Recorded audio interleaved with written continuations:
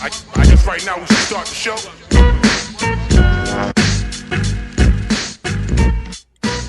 Yo, welcome back to the JV podcast. Today, I got Jack back in the building Let's go. from the um we already know we tapped in with Jack all the time. He's been on here, I've been on his show. Today we're going to be talking about the new NBA lottery proposal, um the NBA playoffs, the teams that lost, what they should do in the offseason. And then the main bulk of the episode is going to be round 2 predictions because after this weekend we're gonna officially be in round 2 of the NBA playoffs. But how you doing today, bro? I'm good. I'm just kind of riding off the high of doing those street interviews. That's currently was where I'm lit. at right now. That was lit. fun. Hold on, let me switch these. Did you do like a bunch of them, and you're gonna drop them like every day? Ironically, no, I didn't really get much. Like I was there for like, see, that was my first time doing any street interviews. So it's like, I was there for like 2 hours. Didn't get a single person to agree. So I was just kind of in the dumps for a little bit because I'm like, damn, I don't know if I'm cut out for this. Went down on the street to an Irish pub, got a shot of Bacardi in me, helped me a little bit with that little liquid courage. And then once the people started pulling up for the game, which I thought started at 7:30, it started at 8:30, so I was way too early, apparently. And then after I got my first group of people, it started happening more and more. I don't really have that much footage, but we're still in it. The Wolves are still in it, so I'm thinking I might go down for her game 3 or game 4. And probably not game 4 because that's the draft lottery. But maybe game 3 I'll be there, do the same thing. Damn, nobody was agreeing. I also wasn't asking enough people because it's fucking difficult going up to random people being like, hey, do you want to be a part of a video? It's like, and I had to get this hat because I didn't have any Wolves gear, even though I was in Target Center. I was like, I probably should rep the Wolves to have them like have social cue of, okay, it's basketball related. It's not like anything crazy. Yeah, I feel like you would not have that problem outside of MSG. Yeah. Everybody's dying to be in front of the camera. They don't give a fuck. Like, if you got 1,000, 10,000 followers or fucking 2 followers, like, you put a camera up, anybody is gonna be in front of it. That doesn't surprise me. I'm not gonna lie. Yeah. Yeah, Minneapolis is different. Minneapolis, I don't know. People are weird in Minneapolis. I'll tell you that. They're weird. But we're gonna start the show off. Shams tweeted out, I forgot what day it was, but the NBA proposed a new 3-2-1 draft lottery proposal. And it's designed the 28th. The 20th. That was also that was what? Oh, 28th. Okay, yeah, so that was what? Tuesday, right? I think that was Tuesday. Something like that. Yeah, this is trying to prevent tanking, and this is the format of how it goes. So the bottom 3 records receive 2 lottery balls, a 5.4% chance at the number 1 pick, and can fall no lower than the 12th pick. That's ridiculous. That's ridiculous. That's crazy. Seeds 4 through 10 receive 3 lottery balls, 8.1% chance, giving them the best odds to jump into the top slots. And then the 9 and 10 play-in seeds receive 2 lottery balls. 7 versus 8 play-in losers receive 1 lottery ball, 2.7% chance. So this lottery would expand it from 14 teams to 16. So you're including the 7th and 8th losers of the play-in. And then this is some of the parts as well. No back-to-back number 1 picks. Teams cannot win top overall picks in consecutive years. Top 5 pick limits. Teams are barred from winning a top 5 pick in 3 consecutive drafts. Slot drawing, all 16 picks are drawn, unlike the previous system which only drew for the top 4. and everyone except the bottom 3 can fall to 16. So it's a lot to unpack, but just off rip, how you feeling about this potential new lottery system? The first thing that comes to mind when I see this, especially when you add in the 8th seed, we don't have a play-in tournament anymore. That I was the first believe thing I was gonna say. I was gonna say, yeah, like I believe the play-in tournament is completely useless, which is a horrific thing, because one of the very few things that I've really enjoyed about the NBA and when it comes to Adam Silver specifically is the play-in tournament. That has just been a huge success in my eyes, and now it almost incentivizes in a way to not make the playoffs, or to not get the 7 seed, I should say. So that's 7-8. That's 7-8. I might as well lose to be the 8th seed, because I'm going to lose in the first round most likely anyway. Might as well get 1 lottery ball. And then if I'm the 8-9 matchup, if you lose that game, now you get 2 lottery balls instead of 1. So it's like, oh, it incentivizes losing in the play-in tournament. So it makes that completely pointless. So it's like, I made a video about this too, but it's like, in order to make tanking not happen, it just changes where it happens. Like, it changes, instead of everyone at the bottom doing it, now we're just seeing it spread out throughout the whole entire bottom half of the league. Yeah, I was gonna say that was the first thing I was gonna say. I'm like, if we're doing this, expanding it to 16 teams, including the 7th, 8th losers of the play-in, there's no point of a play-in team, a play-in tournament. I feel like it's just a lot of things in here that's like, all right, so the bottom 3 teams receive 2 lottery balls, and then 4 through 10 get 3.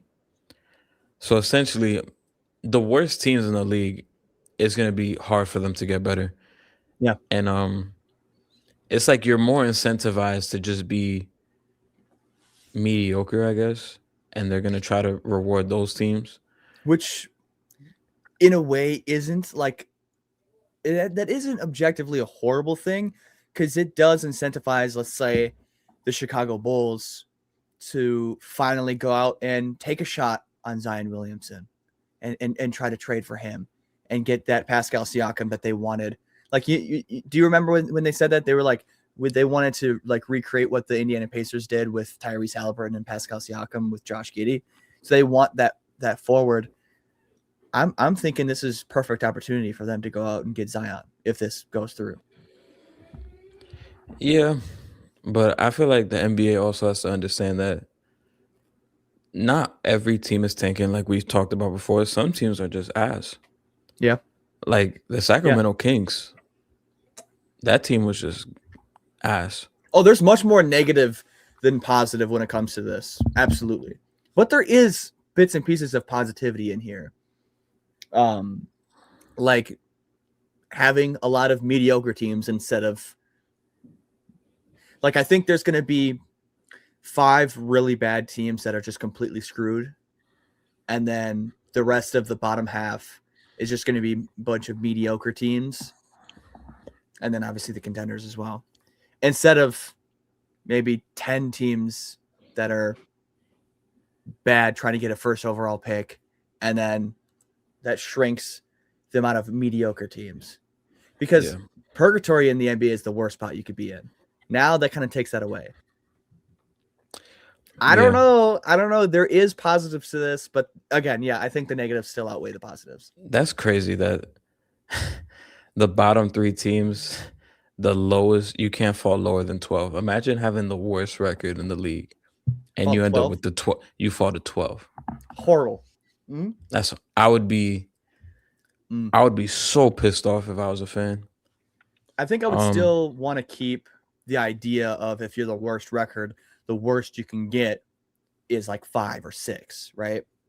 And then we still maybe keep that top 4 part where it's like, okay, everyone has an equal amount of odds to get a top 4 pick, or not equal, but you know what I mean, how it is, how it could be how they proposed the structure. Mhm. And then after the top 4, you just move into the worst team. Everyone jumps into the top 4, just how we do it now. They Yeah. should just kept that, but they didn't. I mean, and they're voting on this like the end of this month, correct? I don't know exactly when it's happening, but that is the official proposal. I hope this shit doesn't get voted through. Oh Well, man.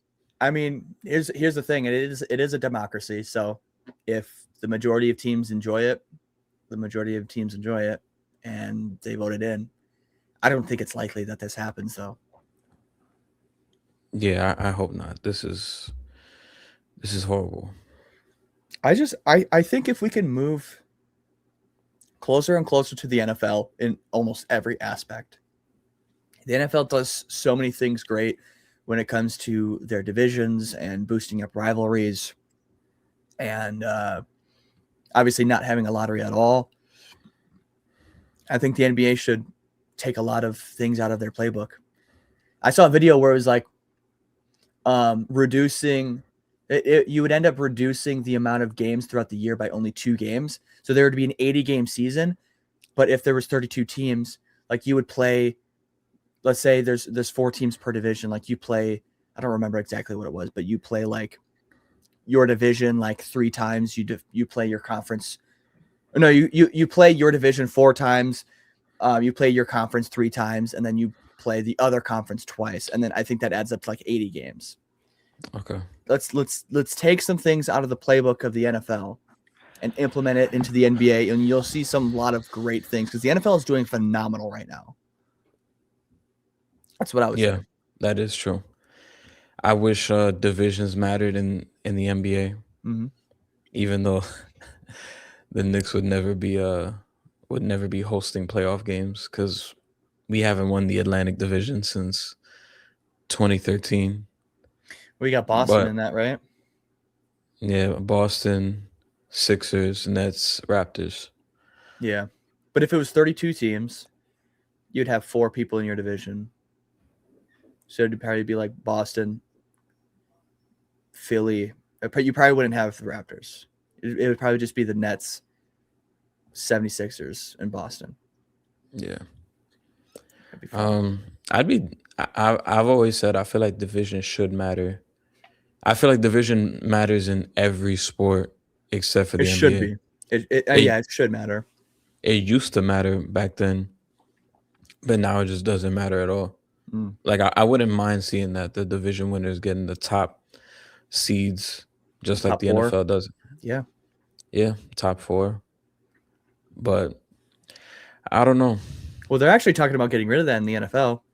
So it doesn't seem like everyone loves it there. But I would love it. I think that's a good way to balance out the league in a sense. Because it's like, well, if you want to host a playoff series and you're on a team that is good enough to win your division but not good enough to be a top 3 seed or so, go to a team that and you go to a different team and you can balance it out and you can actually host a playoff series. So Yeah.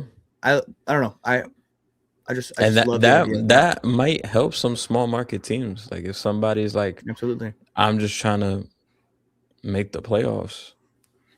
Now what I could, we're talking about here with this lottery system, that kills small market teams because you can't get players in free agency anymore. The second apron has killed that. And now you can't get people to the draft. So what are you going to do? Trade picks? Now all the picks are going to be. Here's another thing that I was talking to Alex about last night. This will probably kill the trade market as well. Yeah. We already have a dead free agency. Now we killed the draft, and on top of that, that's going to kill the trade market because what does a first round? What is the value of a first round pick? No one will know. Yeah. No one will have like a concrete idea of what their first round pick, like the value of their first round pick will be for at least 5 years. Yeah. It's going to take time. And I didn't mention it when I was on your show last time. But when we were talking about the Warriors and like if they should trade their 4 picks for Giannis or 2 Yeah. picks for Kawhi. I didn't say it at the time, but like after the fact, I'm like, you shouldn't even trade those picks because you don't even know what it's Who gonna knows? be or the At this value of point, it. yeah, at this Yeah. point, no. Like, I don't think it'll happen at all. I think it's gonna get really stale if this goes through. A lot of things will get very stale. Now, the draft lottery night would be objectively more exciting because it's like, oh, who's gonna get it? Who's gonna get it? But again, that just gives them more leeway to rig the draft to whatever they want.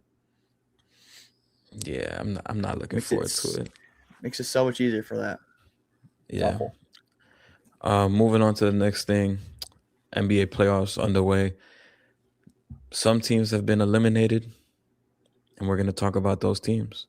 Yeah. The teams that have been eliminated so far: Houston Rockets, Phoenix Suns, Atlanta Hawks. Mhm. Am I missing one? Denver Nuggets Denver Nuggets and the Blazers. and the Blazers. So, which team would you like to start with first? Well, and by the time this comes out, it's either going to be the Celtics or the Sixers because they play tonight as well. That's true. I would like to talk about the Nuggets. I think. Okay. I think Nah, that'd be yeah, good. that's probably the best place to start. Yeah. I think we're at first and foremost. I think we're getting into Shea being the best player in the league type of talks after that series. Now that's recency bias. I still have Jokic number 1 for myself, Shea number 2, but objectively this year, yeah, the Wolves in general have the Nuggets number and they have Jokic's number. Especially that series, he did not play up to his standards. Now his numbers show differently. Like objectively, like he still got like I don't know how many triple doubles he had, but he still had the numbers. That was like one of the worst efficient, the least efficient series that he's had. The entirety, Jaden McDaniels is right. The entire roster just does not play defense, and he proved that to everyone. You're going to have to pay Peyton Watson. That's a big thing moving forward this offseason. How are you going to pay Peyton Watson? You're going to have to either get rid of. They fucked up paying Christian Brown. Yeah, they did, and they're not going to be able to trade him. They're going to have to trade either Aaron Gordon or Cam Johnson, or potentially even both. Yep. That was rough. That was a rough playoffs for the Nuggets. But yeah. I think my favorite thing was just seeing Jaden McDaniels back up all the trash talk. Yeah. And I didn't my last episode was before the injury, so I just want to say prayers and get well soon to Dante DiVincenzo and Anthony Edwards. Yeah. That was also the same night that we saw Ayo Dosunmu go crazy. But yeah, I think just to talk about I know we're talking about the losers, but just to talk about the Timberwolves real quick, just the resiliency that they showed with their guys being out. They never backed down. Like even when Ayo went out, I think it was game 5. Yeah, he went Or out. I forgot 5, yeah. game 5. Yeah. Everybody's like, oh yeah, the Nuggets are going to complete this 3-1 comeback. Mm-hmm. And that just wasn't the case. Jaden McDaniels took it upon himself to set the tone. Julius Randle followed suit. And I think Rudy Gobert having the series that he had defensively was like a reminder to people like, yo, don't forget that I'm one of these dudes. And he absolutely proved that against, depending on who you ask, the best player in the world. But in terms of getting back to the Nuggets, man, the questions this offseason, like you said, Peyton Watson is a guy that I would like to retain. And I would say agree. It's tough because you pay Christian Brown, and I'm looking at his numbers in this series, and it's just like, I get it. He was coming off an injury, like he ended the year, like he barely had time to get acclimated back into it, but it was bad, bro. It From was who? horrible. Christian Brown. From Christian Brown, yeah. It was bad.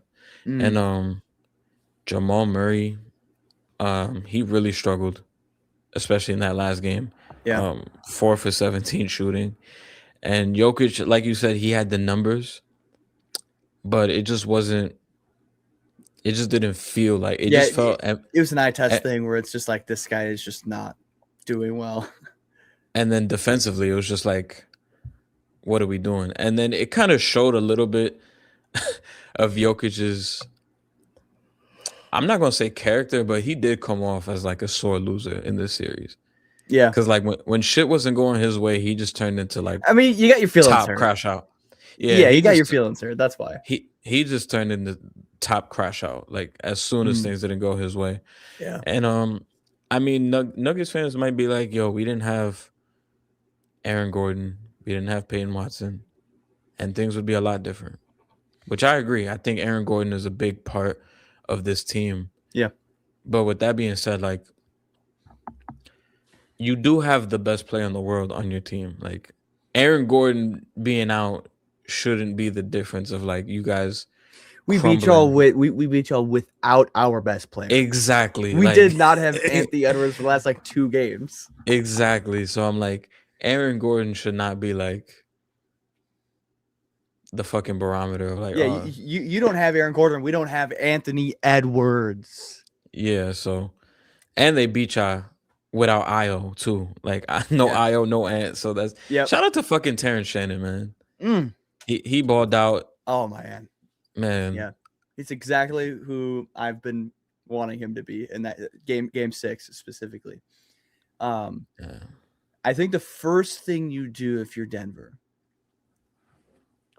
and this might not be a popular opinion, but I strongly believe this. You got to look at David Adelman and figure out his future, because he coached like shit that series. Every single time that they had the ball, it was a two-man game. It was just a pick and roll, no matter what it was. It was Jamal and Jokic. If it was Christian Brown and whoever, like it was just a two-man game this entire time. And then the occasional kick out to Cam Johnson. Like that's what we're doing. We didn't switch anything up throughout the entire series. The only thing that I saw that was like switched up, it was still a two-man game, but they made sure that Rudy Gobert got switched on to Jamal Murray so they can get it down to Jokic in the post with Naz Reid on him. But again, that's still like a two-man game. There was no motion in the offense. It was a really stale. Granted, I think the Wolves played great defense on top of that, but it was just a really stale offense for the Nuggets, for a team that's supposed to be one of the best offensive teams in the league. So you got to look internally. And I think the first domino to fall is going to be David Adelman. Yeah, like you said, they were just spamming two-man game, pick and roll, and it we all know like historically that Jokic Murray pick and roll, it's effective, but when you're just spamming it possession after possession, when you're just spamming it after possession, it's just like it's gonna lose its value. Teams are gonna know it's coming, and you just become predictable. So, just offering no variety in that offense is a way to make your offense very stagnant. It's a one-way ticket to be fired. Yeah, and you have to be creative, especially without having Aaron Gordon, without having. Well, you have Cam Johnson, who's not Michael Porter Jr., but you got to make sure this guy's involved some way, somehow, just to get that boost. You can't just rely on consecutive two-man game action against a team like the Timberwolves, who's athletic, long. They're literally licking their chops. Every single possession. Every single possession. Like Jaden McDaniels was like, we know it's coming, and we're ready for it. Yeah. So, yeah, I think I agree with you with that. David Adelman, who I didn't really have an opinion on, like to me, he just was there. But it says a lot though that I mean, last year was like you were Aaron Gordon like hamstring away from beating OKC Potentially. potentially, but I don't know. It's looked very underwhelming. And I know you could point out to the regular season Jokic getting hurt. I think the end of December, and you could point to that. Aaron Gordon was not healthy. Like we dealt with a lot of injuries this year. Mm-hmm. You could point to that, but the defense was atrocious all year, and the offense was very, very mediocre. And I know they ended the year off on a super hot streak, Yeah. but I feel like that recipe is just like you can't really rely on that. You're gonna have to shake some things up. And Christian Brown probably has one of the worst contracts in the NBA. It hasn't even kicked in yet. No, it Five hasn't. 5 years, 120 or 125 starting next year. So Yes, that's yeah, about 125 ish, and so you're gonna that's start tough. off with 21, then move to 23, 25, 26, 28. So you have a little bit of time before it really gets nasty. Like once you get into the 25 and up range, that's a nasty contract. Paying him 21 isn't like, it's still an overpay, especially from what we've seen this series. But I think you'll be good for now. But you still have to get that money off your books because you're going to be deep into the second apron if you don't make a change this offseason. Jamal Murray's another guy that you can start thinking about. Now, I know you said you didn't want to go too deep into this, but I would think that would be my last point for the Nuggets is Jamal Murray, because you're looking at his contract. Granted, I think he's had his best season this year, but Yeah, it was by far his best season. 2026, you're going to be making 50, then 53, then 57 and a half. Like you're making Jaylen Brown money. I don't think he's worth Jaylen Brown money. Hell no. That's an expensive guard. I think you could find a lot other guards throughout the league that would be on a cheaper price tag. I don't think you can win with two guys making 50 mil plus. Because your entire roster with the second apron era, your entire roster is going to be depleted unless you have a GM that goes by the name of Sam Presti or Brad Stevens. I don't think you can pull that off. I think the Celtics can pull that off because they have Neemias Queta. Like, who thought Neemias Queta was going to be great? I thought he was going to be actually pretty good. But, like, Luka Garza, another guy. He was great in college, but, like, he was here in Minnesota, fan favorite, because he was great in garbage time, but it was garbage time. Who Oh knew yeah, that yes. I used to have like a segment on the show called Garbage Time Superstars. Oh, yeah. And Luka Garza was in there? he was in there. Yep. Him and Peyton Pritchard like a few years. I mean, obviously Peyton Pritchard is way surpassed that now, but think about that now. But the Celtics have both of them, so it's like yeah, it's because you have Brad Stevens. You can afford to have Jaylen Brown and Jason Tatum on the same court together, making 50+ million a year, because you have Brad Stevens filling out the rest of the roster of quality players making 5 million.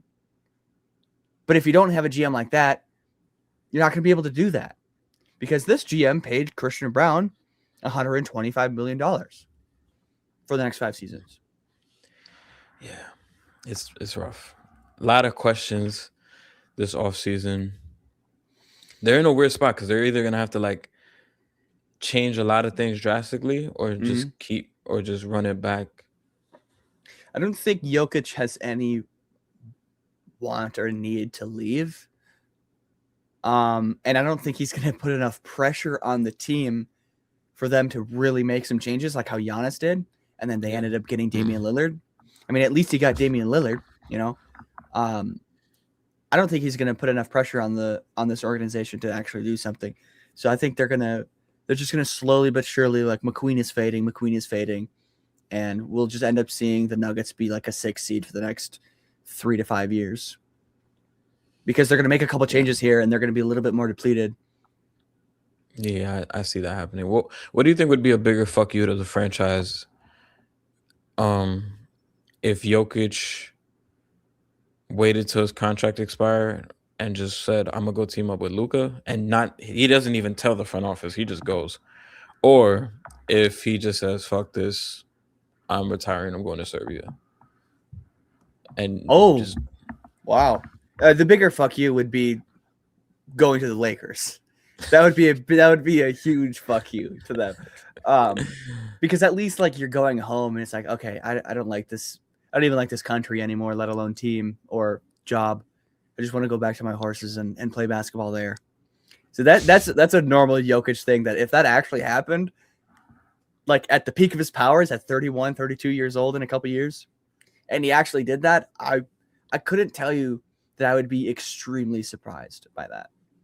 that would be my biggest fear as a Nuggets fan. Like at any Yeah. moment, he could just wake up and be like, All right, "Fuck I'm this."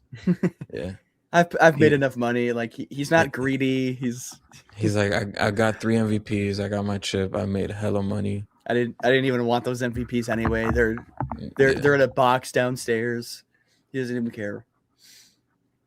But yeah, I mean, you get rid of David Adelman. I think that's step one. And step two is figure out a way to keep Peyton Watson on that roster. yeah. That's what you do.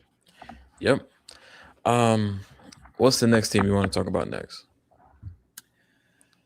Next one's up to you. So we just talked about the Nuggets. Are we going through all of them? Yeah, just quick. Okay.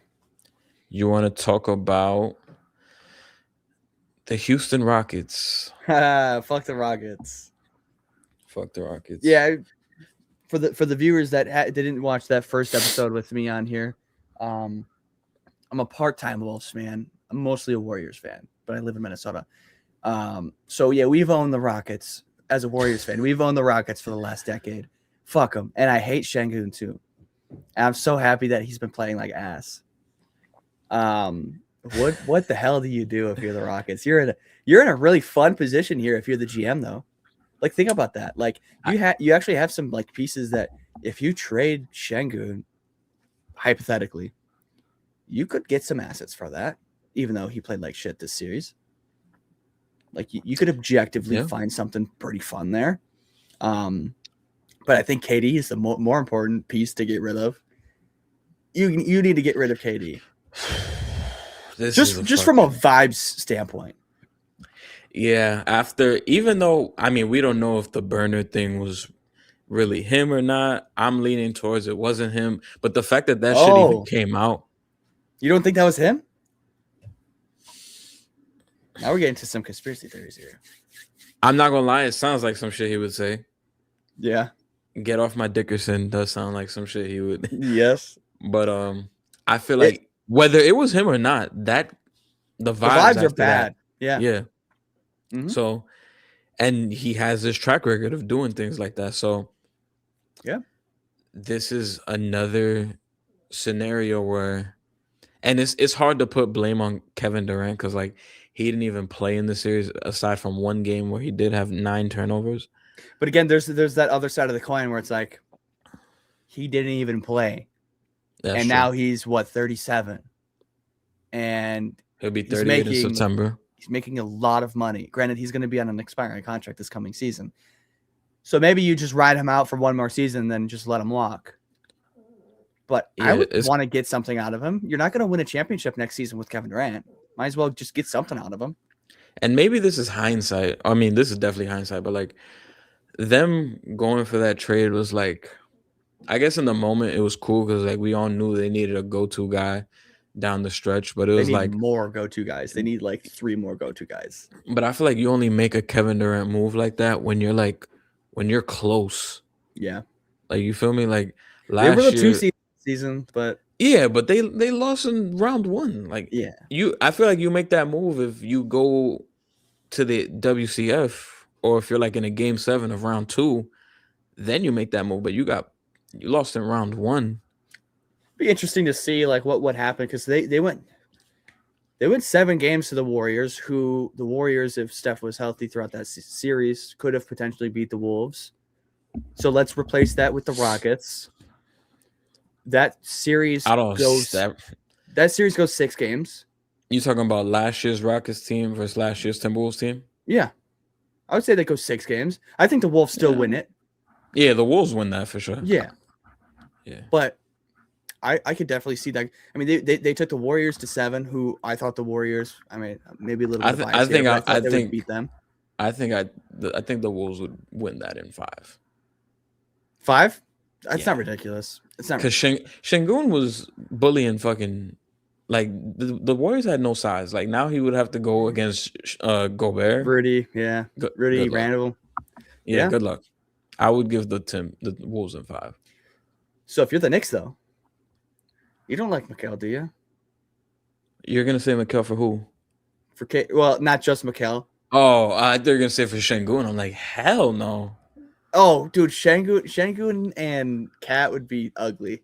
Somebody on I got into it with somebody on Twitter because they were like, "Oh, Şengün better than Cat, some shit." Hell and no. I was like, hell no. I'm no. like, not even close. I was like, Cat is way better than Şengün. And he was like, nah. We're talking tiers. He's at least 2 tiers below Cat. Yeah.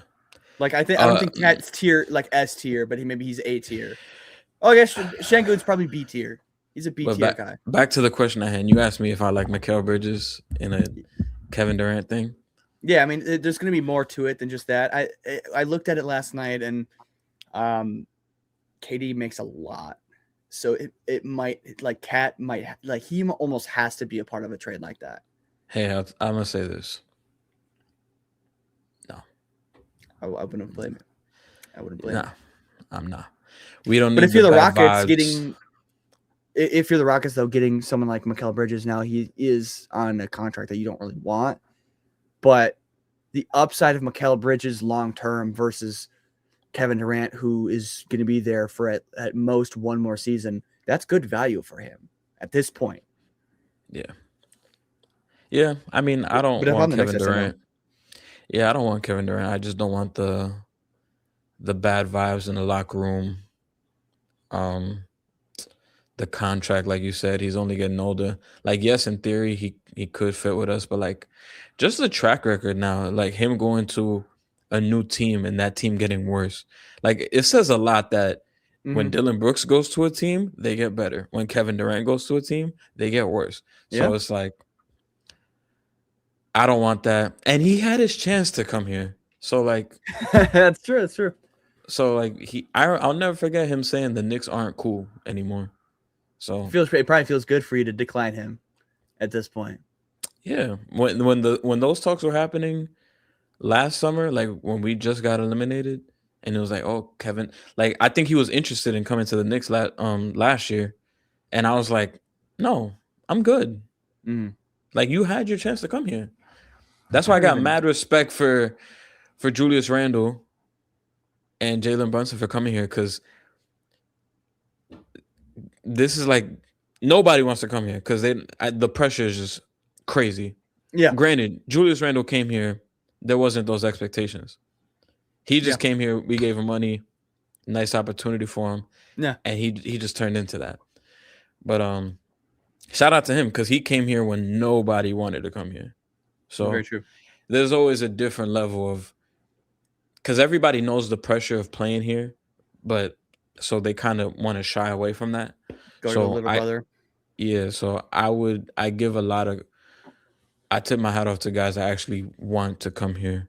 Yeah. And because not everybody's built to play here. It's just, that's true. As simple as that. Yeah. Same with the Lakers. But I'm looking at this Rockets team and I'm like, I don't know if there's a lot of teams out there that would be super inclined to grab Kevin Durant. I think you have to wait. You might have to wait that out because anything that you get in return for KD is not going to be enough for what KD gives you, for what you'll get from KD next season. I have a question. I think you keep him. Yeah, I think you do keep him for at least another year. When do you start looking at Ime like, yo, you gotta get more creative with this shit? Yeah, because it's just like Dave Adelman. Yeah, because it's starting to look like the 2022 Celtics at times when the offense would just be like, take turns, guys. Like we knew defensively that team was very strong from that standpoint, but offensively there were times where it got stagnant. Marcus Smart was running the show at times, wanting Yeah. to take those tough shots. But now it's like, yo, and I maybe some of it is not having Fred Van Vliet available, Oh, but certainly.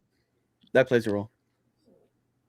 that's something even with Fred Van Vliet, like you're gonna have to implement some things because it just it was just very stagnant at times.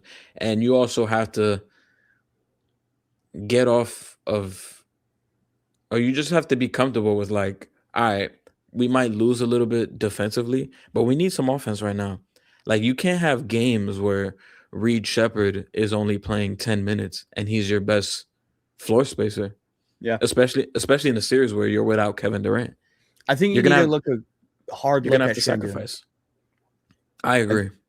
Like I don't think it's an Ime thing to that extreme to actually like pull the trigger on firing him.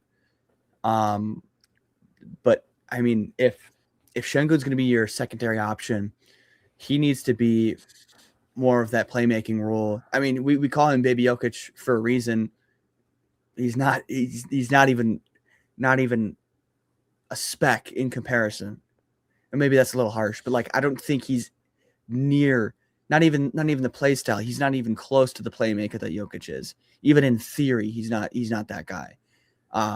He's not a floor spacer. He can't shoot. So it's like you look at Şengün. It's like, okay, what do we want to get out of you that you're not giving us?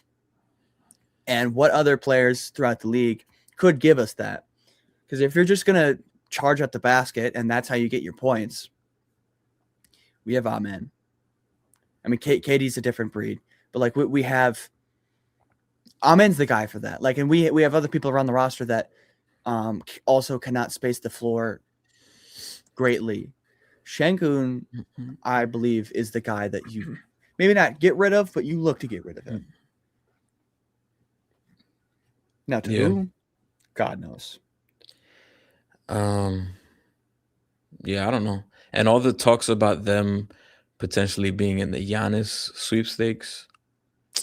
I don't know if I like Giannis for them, honestly.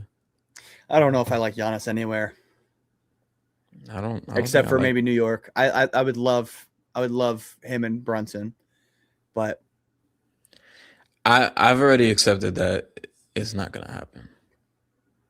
I really do think like if he wants to go to New York, he's going to be in New York. It's really up to him. But I don't know. We could talk about the next team, the Portland Trailblazers. Oh man, they were just like one piece away. Yeah, I think my biggest concern about this team going into the offseason is their owner. Yeah, Tom Dundon. El Cheapo is what they call him.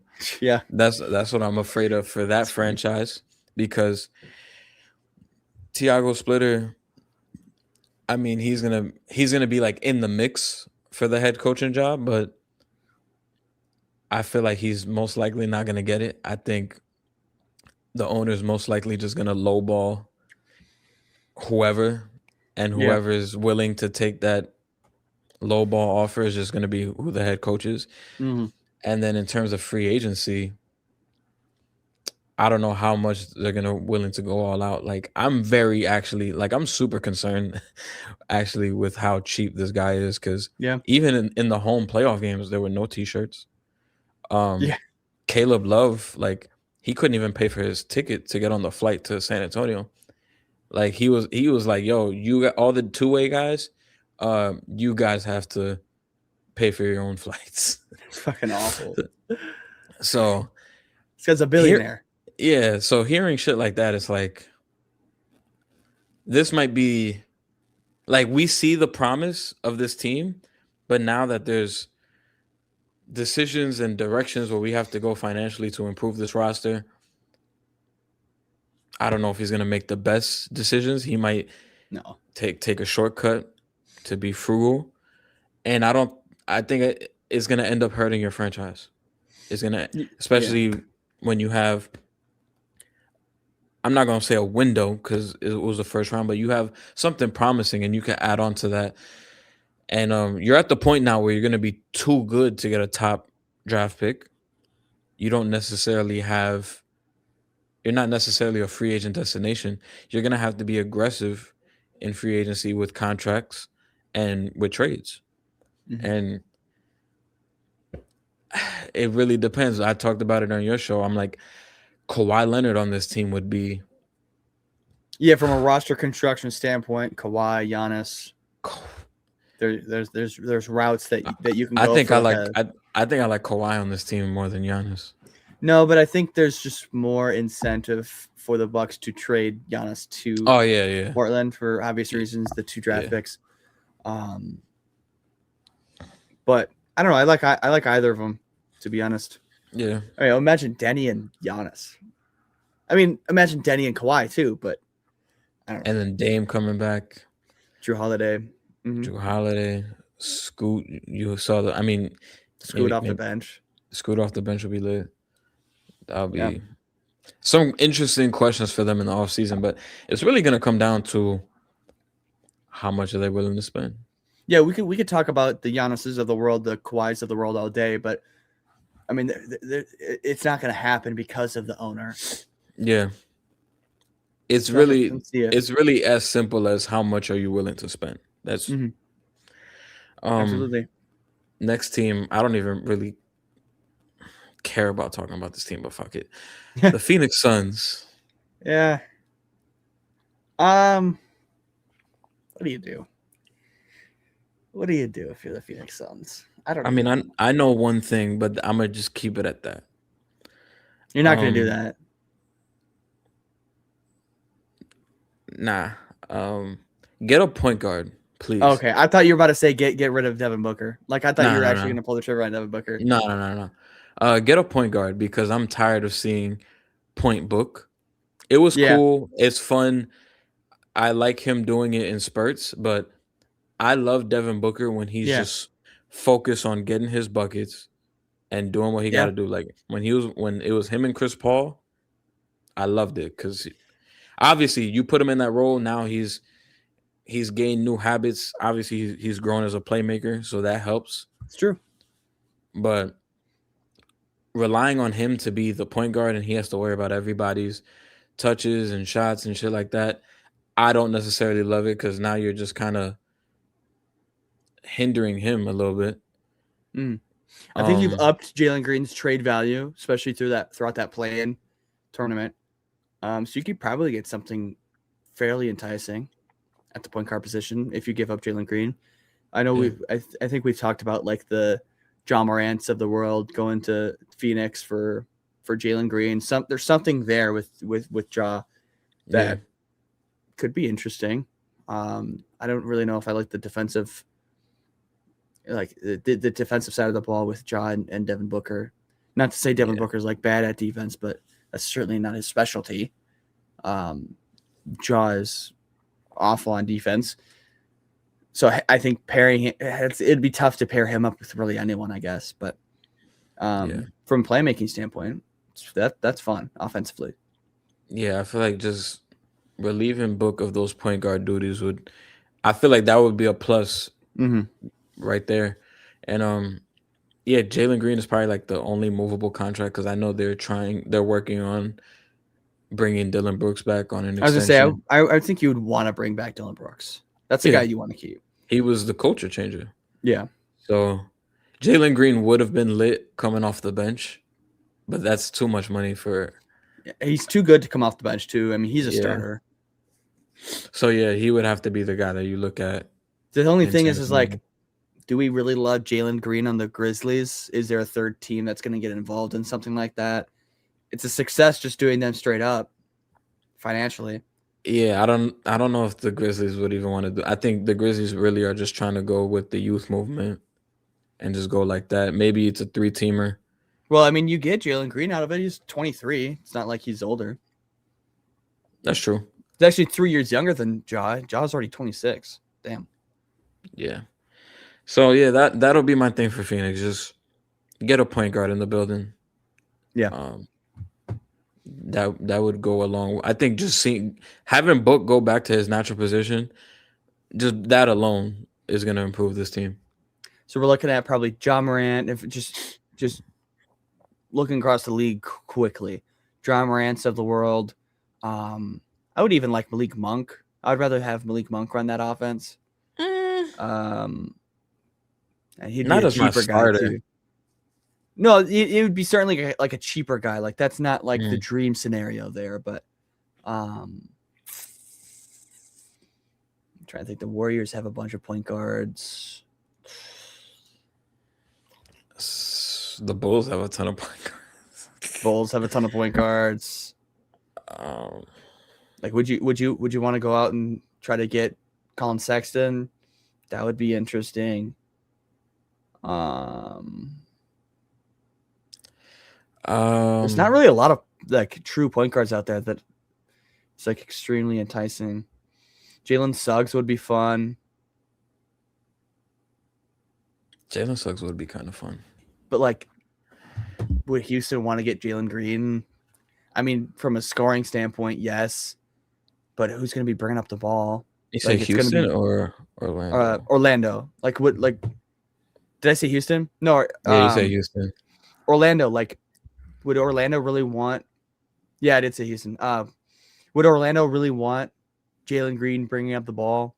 Then you had Jalen Green, Desmond Bane, Franz. I mean, offensively, it does get better, but I still feel like that's that super team would clunky. that team would have no point guard. Yeah, that's what I'm saying. Maybe Dyson Daniels. That guy is fucking garbage. It's another one of those Christian Browns where you're gonna get $25 million for the next 4 years. Yeah, I mean, there's not too much. I don't know. It's either you go for a guy who's established and you kind of know how things are gonna go, or you take a chance on somebody young and just pray. I don't even know if I like Jalen Green on the Hawks. Nah, The Bucks would love Jalen Green, but what are you gonna give up? You're not gonna give up Ryan Rollins for Jalen Green. I was about to say Ryan Rollins, but they would probably say no. Yeah, hell yeah, the Bucks would say no, but that would actually be good for the Suns. Okay, we could look at that quick. Like, they would have to give up more than just Jalen Green. Then, like, it'd be Ryan Rollins. You would take on the contract of Kuz. What does that look like for Jalen Green? Man, this is bad. There's not too many point guards. It's a success. Hey Kyle man, Kuzma. they would never do it, but imagine AJ Mitchell on the Suns. AJ Mitchell would be awesome on the That would Suns, be but they're never fire. do that. Yeah, OKC would not do that, but AJ Mitchell on Phoenix, bless you, would be fire. Thank you. Yeah. I'm just trying to look around the league. It's like, what point guards are available? Jamal Murray. That would actually be fire. I'm not gonna lie, that would be tough.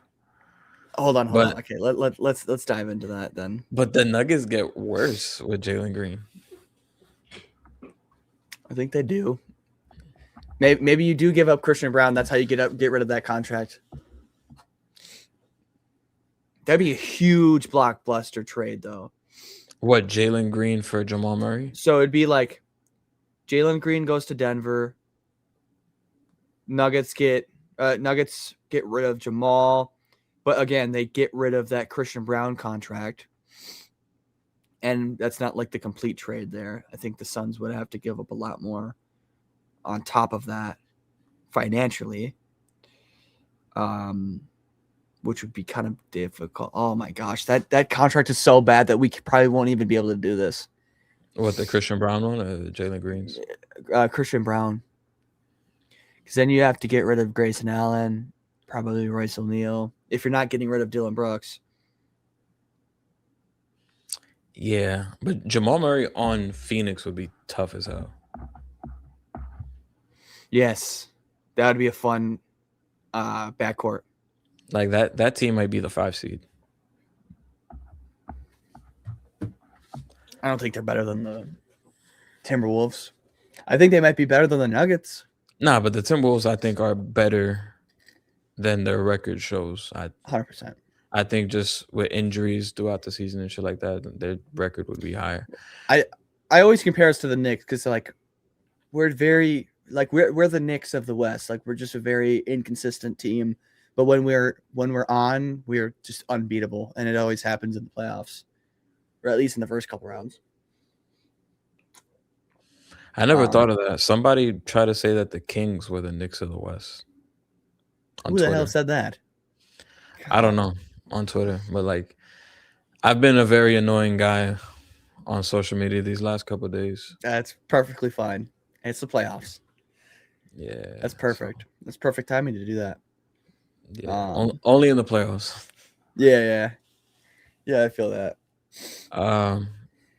And since now the last team to talk about is the Atlanta Hawks. Yeah. Only East I'll let you start with this one. Only East team to get eliminated. Yeah. I feel like the future is low key bright for you guys. It's that draft pick. Because of that New Orleans draft pick. So that is like the biggest silver lining. CJ, you could probably move on from him because his value has only gone up. Not tremendously. Well, but he's going to be off contract. Oh, so you just lose him in free agency. I would want to re-sign him. Yeah, you could re-sign him. But the first 3 games he was playing out of his fucking mind, and then he went back down to earth in the last 3. But Jalen Johnson, I think it's good for him to get this playoff experience under his belt. Yeah. Yes, he was very underwhelming, but it's growing pains. Your first playoffs as a number 1 option. This is kind of what comes with the territory. Some guys, they elevate. Some guys, it takes them you got to go through the growing pains. So this was a good opportunity for him to just get his feet wet in the playoffs. Nickeil Alexander-Walker had a tremendous season, and he struggled as well in the playoffs. And it's kind of the same thing, just having this increased role and seeing the different playoff coverages when you're one of the top options. But having an understanding of that now, and you're only going to just know what to go into next season with it. Onyeka Okongwu impressed me so much in this series. He was big time. Yeah. I got to tip my cap off to him. Jonathan Kuminga, he was like the X factor for this team in certain games. There were games where he was coming off the bench giving you 21 points. He's guarding Cat, bothering him and stuff like that. So tremendous. And man, the Warriors are dumb. Warriors are dumb. So if you guys could hit this draft pick, which you most likely should, what do you think? He may be a facilitator, especially at like 7. I mean, you think this? I mean, if it gets, you think it'll be around the 7th pick? Because I'm like, if this team gets, it objectively should be pick 7, unless something drastic happens. Pick 7. So you're looking at the Kingston Flemings of the world. Kel Brown. Kel Brown. Damn. I mean, that improves your team, but then I'm not as excited as I once was. Yeah. Like if this team was able to add Darren Peterson. Oh, certainly. I would be like, this is fun. Second swing at the lottery, get the 4th pick. So now you have Caleb Wilson. Caleb Wilson on this team would be insane. Yep. But like if you walk out with Kingston Flemings, I mean, it's still good, but now it's just like, okay. I really love him and Nickeil in the backcourt. Kingston Flemings and Kingston Flemings or Mikal. Like, yeah, I mean, anything is better than that motherfucker Dyson Daniels. Yeah. Here's now you get the 8th pick here. That would be ass. Yeah. But let me just say, like, Dyson Daniels was like a negative for this team. Like every time I watched, like he kind of just hindered them so much. Offensively, just provides nothing for you. Yeah, like they were leaving him wide the fuck open, and his job is to be a defensive specialist and do the most to bother Jalen Brunson. And he got put on multiple highlight tapes throughout this series. So if you can't even stop him, because this was Jalen Brunson's bad series, and I don't know what the final numbers were because I know the last game he obviously didn't put up crazy numbers. I think he finished with like 17, but before game 6, Jalen Brunson was averaging like 29 points a game in this series, and this was his bad series. Mm-hmm. So what exactly are you doing out there? You're a negative asset. You can't guard this guy. This motherfucker's 5 inches smaller than you, and you can't guard him. Would you rather have him or Christian Brown? Because they're both of their contracts are about to be set in stone. Give me Christian Brown. You'd rather Christian Brown? Yeah. In 4 years, you're gonna be paying him 28. Give me Christian Brown. He dunked on Jimmy Butler in the finals. I never seen Dyson Daniels do no shit like that. That's fair. Hey, Dyson Daniels, he averaged three steals a game last year. That's one 2020, 24, 25? 24, 25, I believe it was. He averaged 3 steals a game. Yeah, and I remember in the Garden, Jalen Brunson gave him 49 that season. Yeah. So it's cool. You hustle. The shit didn't work. You can't shoot. And you're holding. You was. What do you do if you're Atlanta? Are you gonna get rid of that? That's a big contract. And if you're gonna be wanting to actually be in title contentions in the next 3 years, which I'm assuming that's kind of the goal here. Assuming you hit on a point guard in the draft or get Caleb Wilson.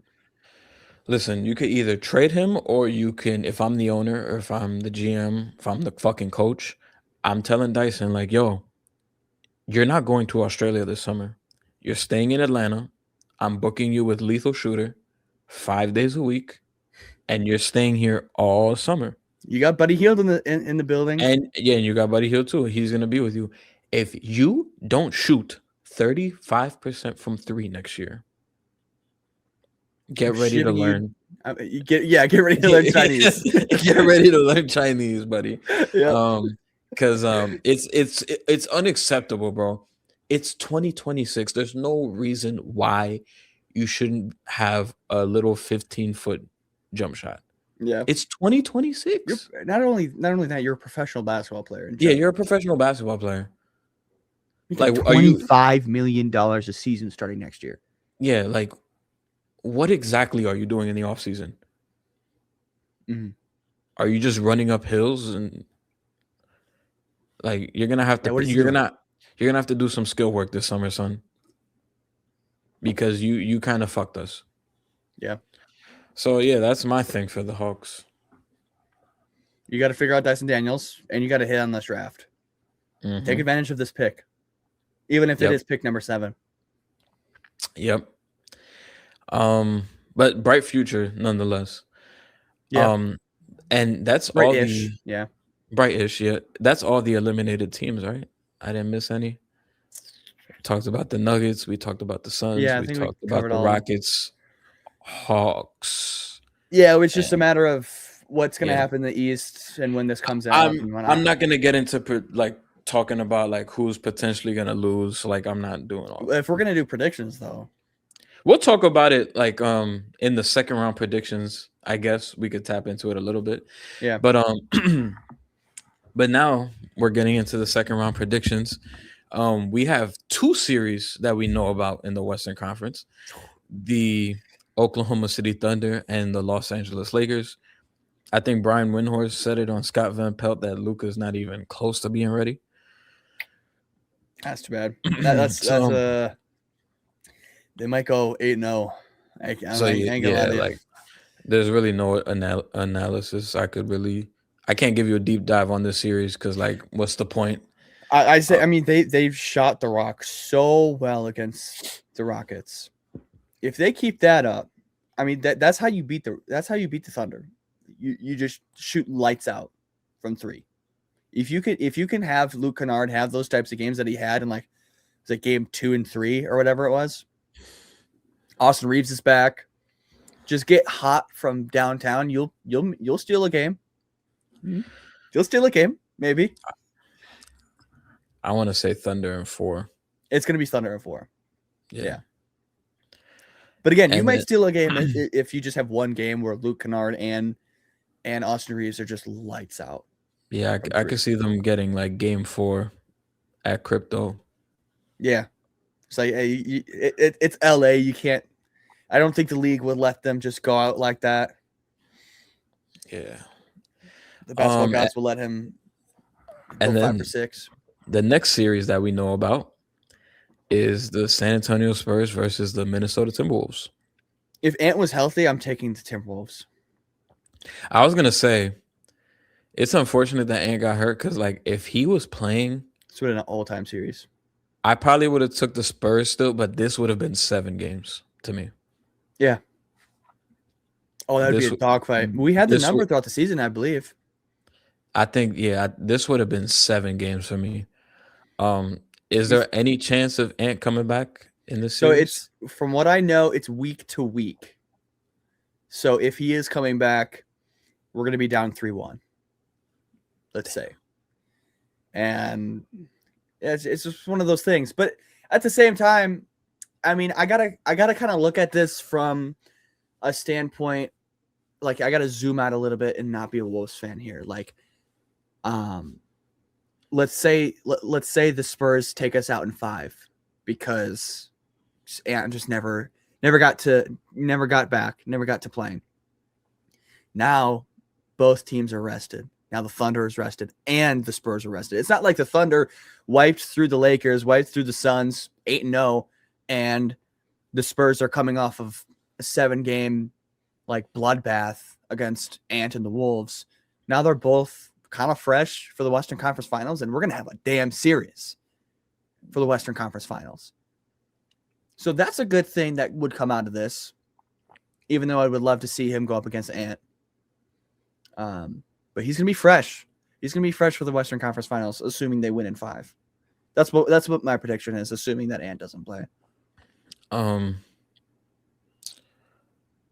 think. I mean, what about Io? Would he be back for the series? Io should be back for the series, if I'm not mistaken. Okay. I don't know if it's going to be game 1, but because I think game 1 would be Monday, correct? It's Monday night, yeah. Monday night.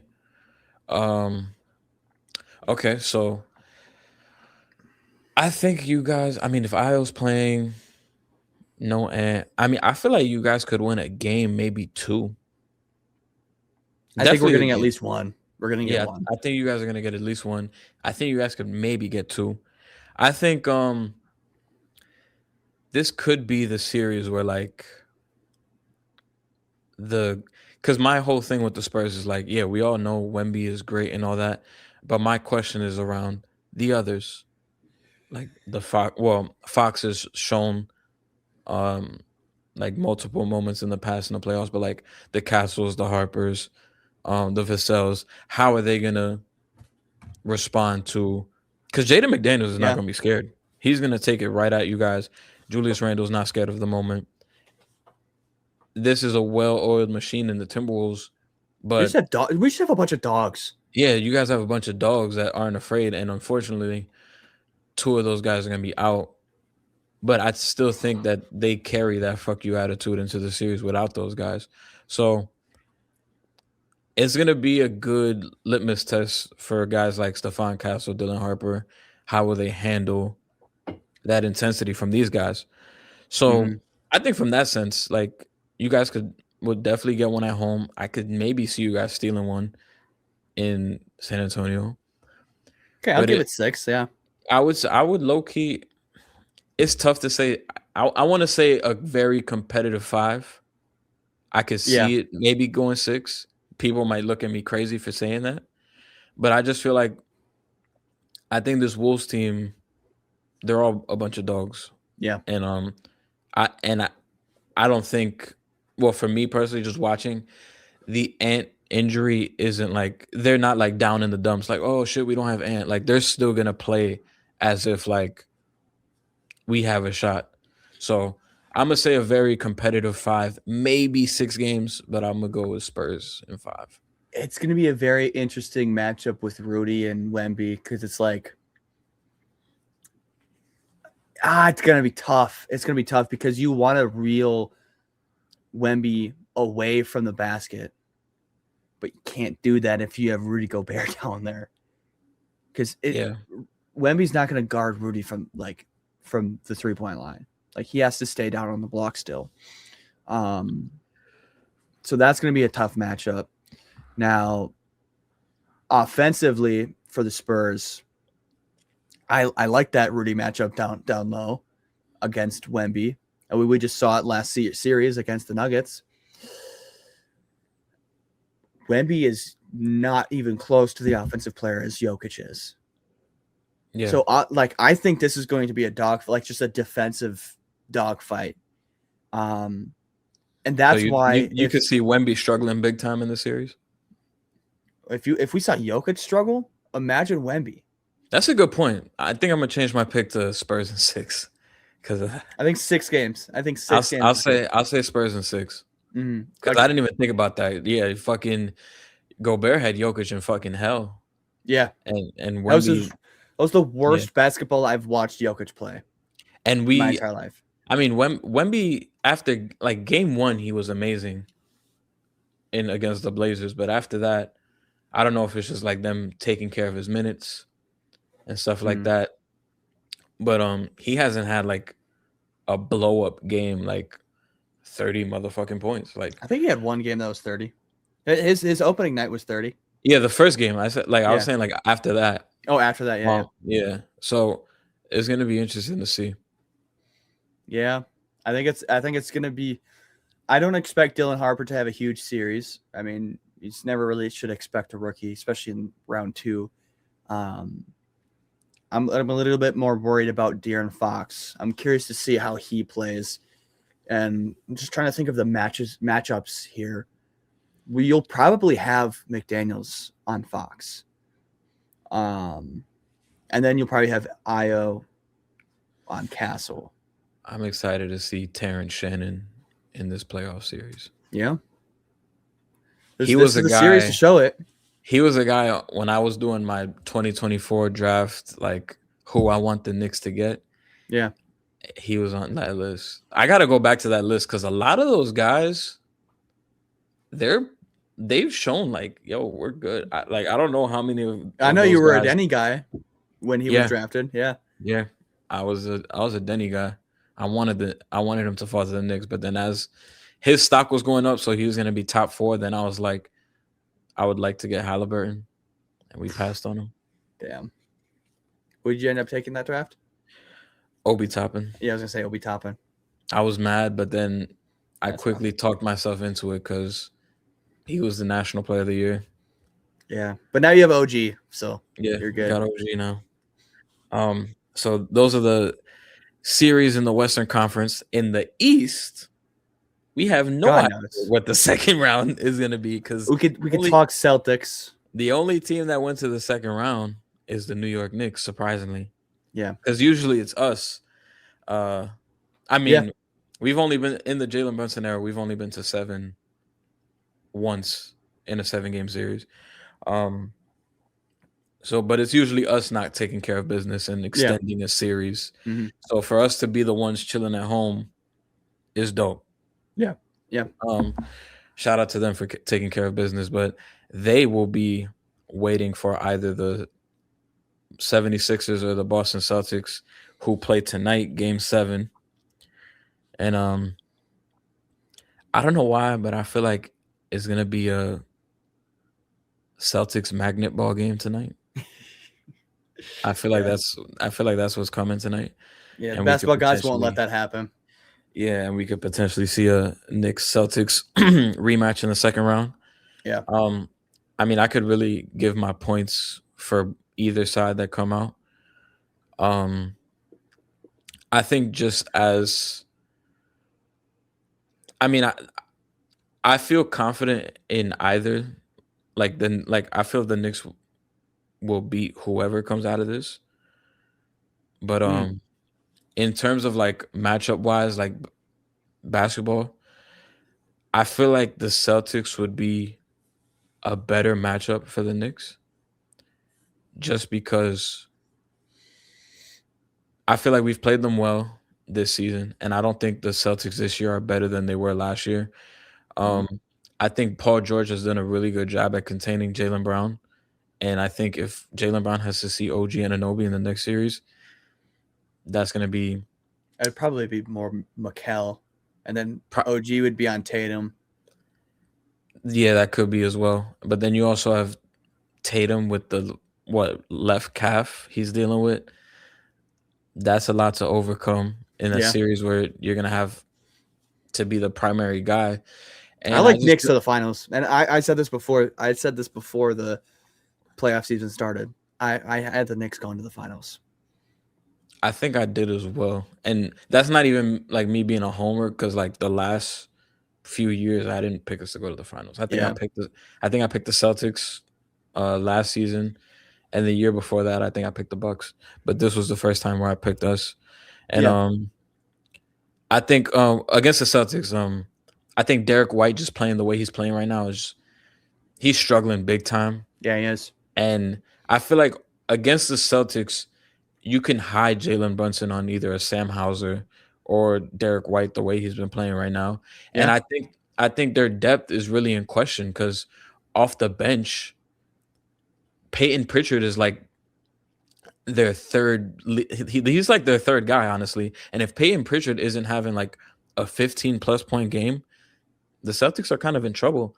And their front court depth is in question because Kata so far in this series, he's dealt with foul trouble a lot. yeah. And even in 3 games without Joel Embiid, he was in foul trouble.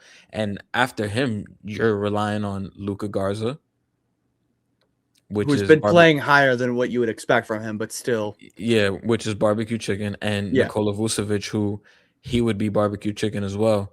So yeah, I just feel like the lack of depth for Boston is very concerning. And I think just the live by the three, die by the three mentality for Boston isn't like obviously they could have a game where they hit 23 pointers and there's nothing you could do. But when those shots aren't falling, that's why it's 6 games.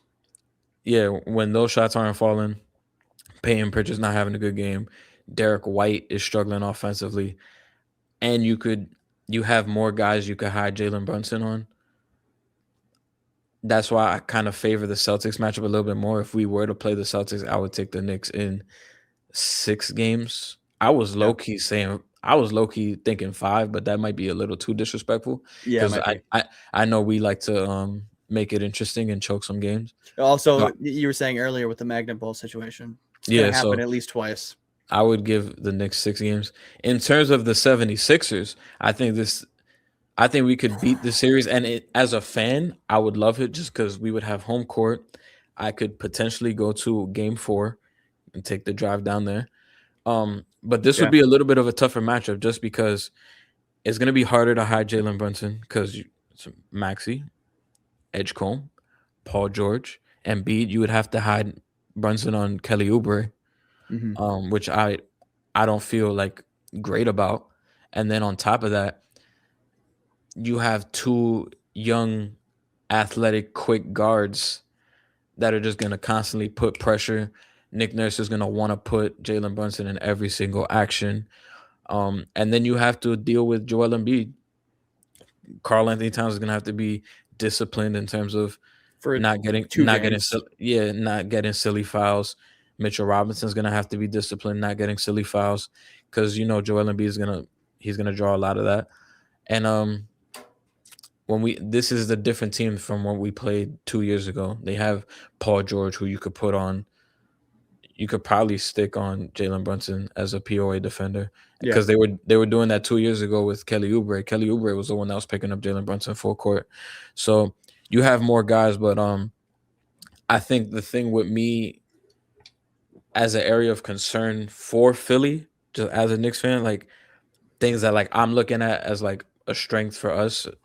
I think Philly is also a team that's not really that deep. Like you're bringing Andre Drummond off the bench, Kyle Quentin Lowry's off the Grimes. bench. I I don't like even think Grimes, Kyle Lowry. but I don't even think Kyle Lowry is playing like that. no. But Quentin like Grimes off the bench. your backup point guard is Yeah, objectively Kyle Lowry, I think. yeah, and then They just have a bunch of 2 guards. Yeah, you have Quentin Grimes off the bench, Justin Edwards sometimes. It's like situational. Sure. Dominic Barlow is also situational. But He gets burned.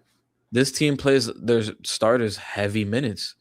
We're Yeah. talking about Tyrese Maxey, who led the league. I don't know if he finished the league officially, but at one point he was leading the league in minutes. So Yeah. you're asking Tyrese Maxey to provide not only like 26 points a game, playing 42 minutes a game. You're gonna have him out there for a big chunk of the game. Same thing with Joel Embiid. Um, I don't remember how much minutes he played the last game, but you're gonna be asking a lot from him too. Same thing with VJ. Same thing with Paul George. You're gonna be asking for them to play heavy minutes. And as the series progresses, I think it's gonna be tough. I think the Knicks have a deeper team. Deuce McBride is back. You have him coming off the bench. Mitchell Robinson obviously coming off the bench. Jordan Clarkson has played very well in his minutes off the bench, and Jose Alvarado has taken that Landry Shamet spot. Yep. Just him being a pest, him being able to run the offense. So I think that in terms of like depth, like the Knicks are deeper. They could go 10 deep, and you also have just in terms of situation, you could throw Landry Shamet out there. So I just think the Knicks have more depth on their team because I'm looking at the last game that the Celtics and Sixers played. Everybody was in like the high 30s except for Embiid played 34, but you had Oubre played 38, Paul George played 39, VJ Edgecombe played 38, Maxey played 39, and Quentin Grimes off the bench gave you 22 minutes. Drummond gave you 12. Justin Edwards gave you 10. And this is a game where the Sixers won by 13 points. But their backs were against the wall as well, so you kind of expect that because they were down 3-2. 3-2, yeah. So you kind of do expect that from in that sense. I don't think, especially let's say the Sixers move on to the next round, they're not going to be running that type of lineup throughout the first 3 games against the Knicks. They're gonna show more depth in that sense. They're not going to be playing these guys 42 minutes a game, unless their backs are against the wall. I don't know. I think they might because game 3. Yeah, let's look at game 1 through 3 against. I'm looking at game 3 right now. Or against the Celtics. This was before Embiid came back. Kelly Oubre played 39 minutes. Paul George played 41 minutes. Adem Bona played 22 minutes. VJ Edgecombe played 41. Maxey played 42. And then Drummond played 25. So they're just switching out the center, and that's it. Yeah, it was really just Bona and Drummond just swapping. But outside of that, all their guys were playing basically 40 minutes. Yeah. Like Kelly Oubre is at 39-58. What about game 1 and 2? I will go back to that right now. Game 1. Game 1's probably a little bit skewed because the Celtics blew the fuck out of them. True. But so look at game 2 then. Yeah, I'm gonna have to. Yeah, because I remember watching game 1 and I was like, yeah, this is fucking embarrassing. Game 2, the Sixers won. Kelly Oubre played 32, Paul George 35, Bona 21, VJ 35, Maxey 39, and then off the bench you had Drummond played 26, Q Grimes played 20. Okay, so this is more balanced. Justin Edwards played 22. So this is like the one game. Yeah, but it's only one game. Yeah. Yeah, this was the one game where it was balanced. And then you can't really look at game 4 because game 4, the Sixers got absolutely demolished. Yeah. And then I just want to check game 5 real quick. Because that was the game where Embiid I think he left the game, came back. This game, Oubre played 31, Paul George played 43, Embiid played 38, VJ played 39, Maxey played 42. Shout out VJ, man. He's getting 40 minutes a game in playoff basketball as a rookie. And then Grimes gave him 24. So it's literally really Drummond. Well, now that Embiid is back, Drummond is getting like slightly less minutes. So Q Grimes is kind of like their main guy coming off the bench that plays 20-ish minutes. Yeah. But like we just looked through all the games, like excluding the blowouts, like game 2 was the only balanced game. Mm-hmm. And for the blowouts, for the most part, Nick Nurse is gonna play his guys like heavy minutes, and I don't know. I feel like it's gonna kind of wear them down. If the Knicks were to play the Sixers, I would take Knicks in 6. Mm. Yeah, I think that the winner of that series is going to the finals. Don't say that because Detroit could go to the conference finals, and you know Detroit I don't give a fans, they've beat the shit out of the Knicks all year, and they're gonna point to that. Yeah, that's a good point. I've been an advocate for the Pistons all season, even prior. I was looked at crazy for picking the Pistons to be the 2 seed going into. Wow. Yeah, I had them the 2 seed because they were even better than that. But now I'm tempering my expectations when it comes to the playoffs, and I've always compared them to the 2024 Thunder, where that's why I had the Cavaliers beating them in the second round. Hey, hopefully, assuming that still happens. Hey, we're gonna get into that, and I think I disagree with you there. Really? Okay. Well, Yeah. we can get into that right now. Yeah. So, second round prediction for me, at least. When is this coming out? Sunday? Yeah, this will be dropping on Sunday. So we'll this know. will be dropping before. This will be dropping before the other game 7s tomorrow. But by the time this comes out, we'll know who the Knicks are playing. For me, whoever comes out of Sixers Celtics, I have the Knicks in 6. Yeah, I can agree with that. Moving on to the other series, we're gonna have to predict these game 7s. Shout out to RJ fucking Barrett. Yeah. Oh man, did you see my story? Oh man, dude, I was giggling. I was giggling like a little kid. I was screaming watching that shit. I mean, yeah, we could start with that series. Game 7s tomorrow. I mean, we could start off. Who you think is gonna win that? What series? Cavs Raptors. Cavs Raptors. I mean, oh man, I don't even know what to think about the Cavaliers right now because they have the firepower to do so. They're going to be home field advantage, so there is that as well. I from the beginning I had Pistons versus Cavs, and I have the Cavs going to the Eastern Conference Finals, so I have to say Cavs. I have to stick with my guns here. I think the Cavs will also win this game. This series, and it's funny because one of my closest friends, Colin, he's a Cavaliers fan, and I was thinking it, but he texted it to me the same thing, and I was like, yo, I was gonna say the same thing. But this series is very similar to the 2 years ago when they played Orlando. Yeah, this that is ended up going to 7, didn't it? Yeah, and that in that series, it was literally the home team winning every single game. Yeah. And this is literally a repeat of that. I do think the Cavs win game 7. Just them being at home. I think I was talking to a bunch of people. The biggest like dogs on that team is Max Strus, Sam Merrill. I'm recording right now. You're good. Max Strus, Sam Merrill. Those dudes, I feel like every time I'm watching the game, they're hitting like the big shot for the team. Like, oh, the other team's going on a run. Here's Max Strus hit 2 threes. Yeah. Other team just hit a shot. Sam Merrill responds with a shot. So I think one of those guys could have a big time game in this game 7. I wouldn't be surprised if one of them had a game where they hit like 6 threes. Mm-hmm. But I'm very impressed from what I've seen with the Raptors, especially Scotty Barnes. Like, yeah, he's just been bullying motherfuckers. He should be all defensive first team. Yeah, I really hope he is. Defensively, he's a menace. I'm interested. Offensively, I think he is that guy. Like, yeah, is he going to be a first option on a championship roster? I don't think so. I don't think so. But second option, absolutely. He is absolutely a second option on a championship. I feel like second option, best player on the team. I'll say that, not scoring option, but yeah, second best player. I was gonna say second option. It depends who your number one guy is. Yeah, I just think he's like OG.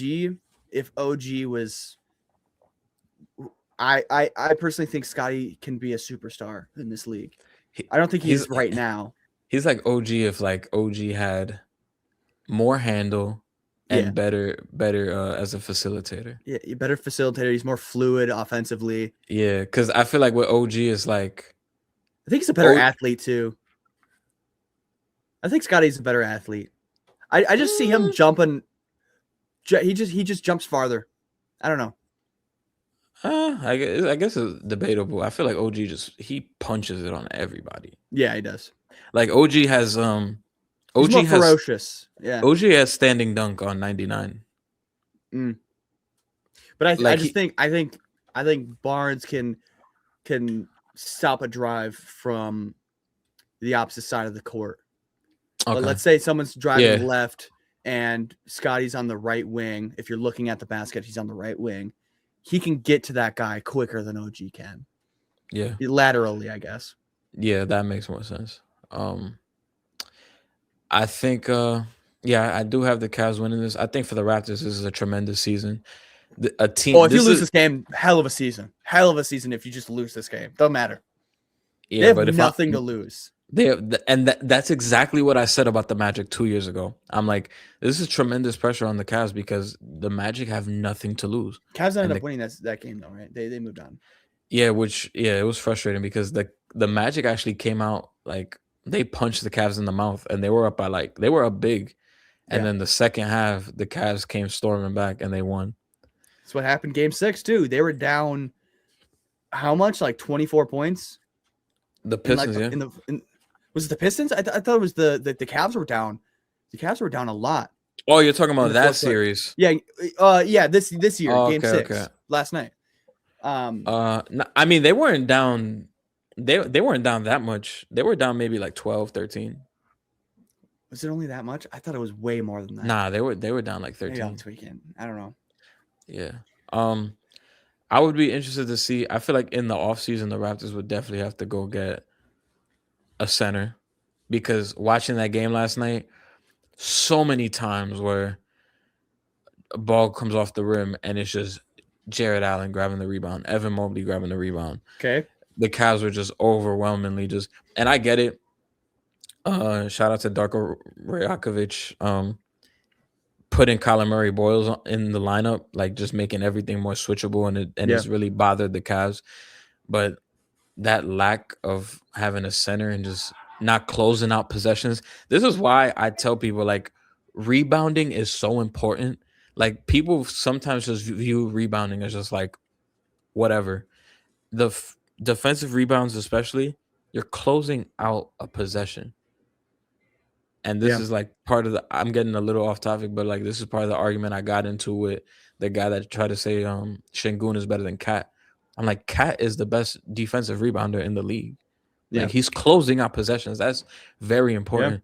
The Raptors lack somebody like that, and they need that. And it's actually very impressive that the Raptors are doing this without Emmanuel Quickly, without Brandon Ingram. Brandon Ingram has not been playing well this series, though. Yeah, he's been dog shit. But the Raptors, you should be happy. The Cavs are a team that everyone expected to win the Eastern Conference, and I think they're still they're the second favorites to make it out the East. And you're pushing them to 7 games. So if you're the Raptors, speaking of Şengün, depending on what you give up, I like. I don't mind that. Well, I mean, it's better than Jakob, of course. Yeah. I mean, it is objectively an upgrade. Would you give up Ingram for him? I would. I certainly would. Yeah. This team don't even really need Ingram. That's what I'm saying. But imagine Rudy Gobert on the Raptors. But wait, we ain't giving up, right? No. Yeah, I know. But you got nothing unless you're giving Scotty. No. No, I'm just talking about like in theory. Like, yeah. Fuck the trade. Like that shit would be fucking scary. I think they really just need what they really would need is a Naz Reid. Like just a floor spacing big man. That's what they need. They need a floor spacer. They need shooters. They desperately need shooters. They need shooters. They need like shooters. RJ Barrett is not like he's like almost that guy. Like RJ Barrett. RJ is very streaky. RJ is like, I guarantee you, I'll put my entire house. I'll put my dad's house on this. RJ's going to end up being a king at some point. He's just one of those players that just ends up on the Kings towards the end of his career, like Zach LaVine or Domantas Sabonis. He's like he can be that guy. Like Zach LaVine can be that guy. Domantas Sabonis can be that guy, but usually he's just not quite there. That's what I think of RJ Barrett. I guess you could probably tell me more since he was on your team, but I just don't think he's that guy. I love RJ Barrett. Yeah, he's a great player, but like not always. He's not always that guy. Yeah, that's what I'm saying. I can see him on the Kings easily. I get what you mean. Yeah, because I always looked at him so highly because he was our highest draft pick since Patrick Ewing. Yeah, and I looked at him. I looked at him as like the franchise savior. Yeah. So yeah, shout out to him. Is there any way? Do you think there's a chance the Raptors could win this game, or you think it's like no shot? Oh, absolutely. It's going to be a dogfight. It's going to be a dogfight. It's just a matter of like, and I've talked about this with Alex a lot. It's like, it's Harden. It's all up to Harden, and it's up to Donovan Mitchell. Like if they don't show up in this series, in this game 7, which they easily could not, I could definitely see them not showing up. Toronto is just swarming defenders left and right. I want to give a big shout out. My bad to cut you off, but shout out to Jacoby. Shout out to Jacoby Walter. Yeah. And Jamal Shedd. They've been playing really good. But yeah, back to what you were saying. I think, I think those guys can give them hell, and they've been giving them hell. Harden is a known, I don't want to say playoff dropper, but like he has moments in the playoffs where he just doesn't show up. He's a closeout game dropper, or eliminate game 7. Actually, he's an elimination game dropper. Yeah. They had so many opportunities last night to win that game, and they just didn't. They just didn't do it. Like if it's a close game towards the end, are we going to trust James Harden then in that scenario? We have to give it to Donovan Mitchell. He hasn't been shooting great. And you know what's the funny part about that is like, you're going to give it to Donovan Mitchell, and then what the fuck is Harden doing? Because off the ball, Harden's not doing anything. Like if he doesn't have the ball, he's just going to stand there. No, Harden is there for the first 3 quarters. Yeah. That's what it is. And then Donovan Mitchell, you have to be that guy. If it's a close game. You remember last year against the Nuggets when it went to game 7, James Harden didn't take a shot until like the second half. Yeah. But in theory, are we in store for that again tomorrow night? I mean tomorrow, or the track record is there, dude. Is he due for a big game 7? Oh, he certainly is due. He's been due for the last 5 years. He's been due since Houston. What's more likely, James Harden 33, 6 and 8 game, or James Harden the other 10.3 for? I don't think he's gonna get 10 points, but you think more than 10? He's gonna get more than 10 points, but he ain't getting up to 33. He's gonna give you a clean 19 points. I don't know, because the last couple of times, it was like do or die. That shit was like less than 20. Like it was less than 15. I don't know. I think last year he finished with like 10 points or 9. Was that the case? Jeez. It was bad. I'm gonna double check right now. Certainly he's not gonna drop you 33, 8 and 7 or whatever the hell you said. That ain't happening. And then Donovan Mitchell, he's gonna have to go like Super Saiyan. Yeah. This has to be a Donovan Mitchell like legacy game, because we have yet to see Donovan Mitchell in the Eastern Conference Finals. Or in any conference finals. Last year, James Harden, I said 9 points. He had 7. Ooh. He was 2 for 8 against the Nuggets. In the first half, James Harden took 6 shots. My bad. In the second half, he only took 2 shots. Yeah. So to answer your question, can the Raptors pull this one out? Yes. They absolutely can. And I want to ask you, what would this mean if the Cavs lose this game? Are you blowing? And before you go, 2024, he had 16 points. He was 5 for 16 that game. In the closeout game? In the closeout game. That Who's was that 20. against? That was against the Mavericks in the first round, 2024. And then 2023, I remember this very vividly, but I'm going to pull it up against the Celtics. 9 points in game 7. This is when he was on the Nets now? No, this is when he was Sixers. on Sixers. 9 Yeah. points, 3 for 11. I don't even like talking about him on the Sixers. It just still doesn't compute in my brain that he was there in the first place. Yeah, and then I'm going to go back to 2022 against Miami in the closeout. Game 6, 11 points, 4 for 9. This was a game 6, 3-2, and he only took 9 shots.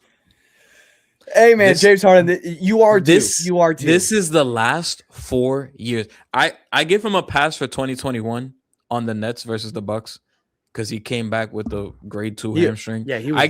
I give him a pass for that. Yeah, but from 2025 to 2022, it's just been disappointment after disappointment.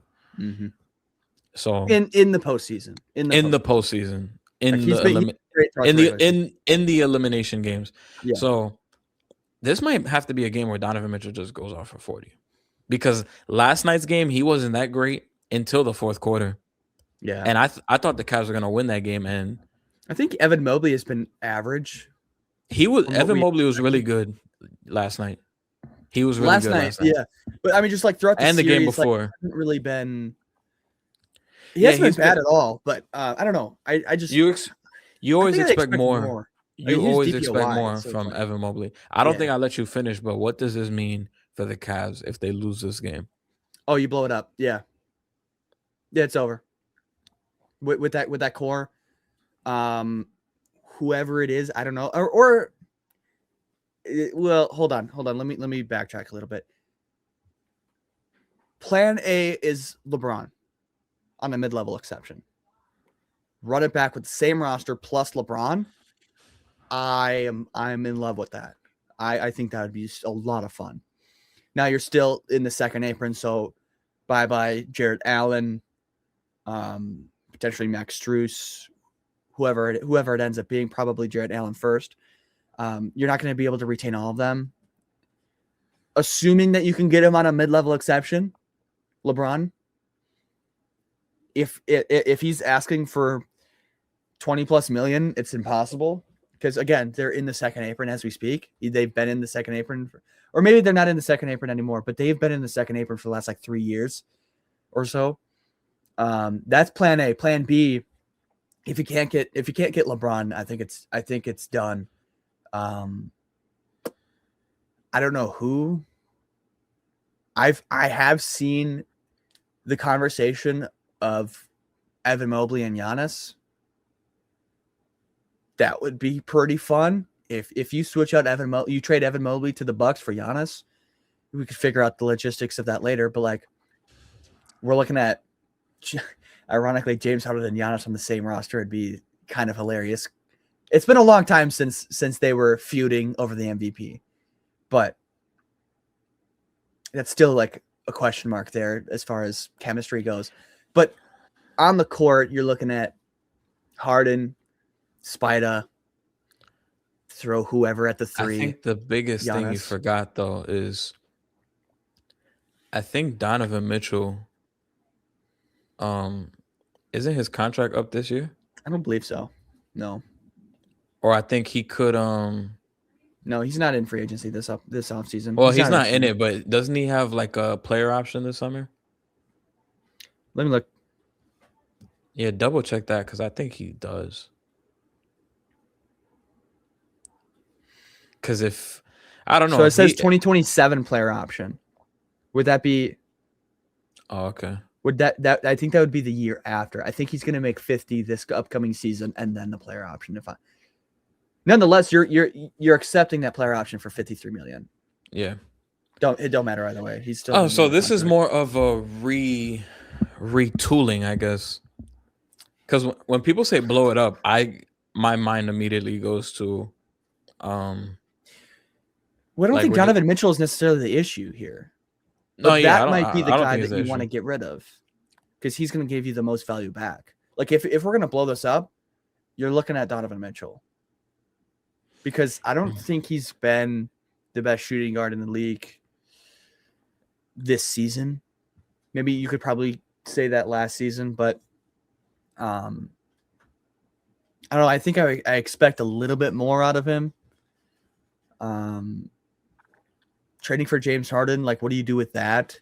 Do you think he's been slowly, like, I don't want to say like He's like treading. He's just like treading water right now. That's what I think of Donovan Mitchell? Yeah, he's treading water right now. I was gonna say because we all know he's like this great playoff performer, and do you think it's been kind of like slowing down to like not saying he's bad in the playoffs, but like now he's kind of just like I don't playing. think he's the one guy. I think that's what it is. For a championship roster. Again, we haven't seen him in the conference finals. Yeah, I was thinking that we hold Joel Embiid to the standard of he's never even made it to the conference finals. Donovan Mitchell hasn't done that either. He's had great rosters. He was the 1 seed twice. Yeah, 2020 and 2021, 2021, and last year with the Cavs. Oh yeah, last year. Yeah, it's the 1 seed twice. So maybe I'm not saying get rid of him, but like you have to realize that this guy might not be the number 1 guy on a championship roster. Yeah, I think he'd be in a great Jaylen Brown role. Yeah, like I was thinking that last night. So you bring in Giannis. All right, so it would be like a retool. I don't know, man. I don't know where you go because like you could look at everyone. Like no one is safe on this roster. Nobody. Which means like okay, it might not go all the way into blowing up the entire thing, but that possibility is there because of the fact that everyone is available. I am okay with shopping Evan Mobley right now. Does Kenny Atkinson just seeing keep his job? You never get rid of Kenny Atkinson. The Bucks were dumb to do that, or the Nets were dumb to. The Nets were dumb to do that. I mixed him up with Budenholzer. Budenholzer. That's how you pronounce it. But they were dumb to do that. That was stupid. So I guess we both have the Cavs winning this game 7. Didn't he win Coach of the Year last year? Kenny Atkinson? Yes, he did. Yeah. You can't get. Yeah, you don't do that. You don't get. Yeah, he did.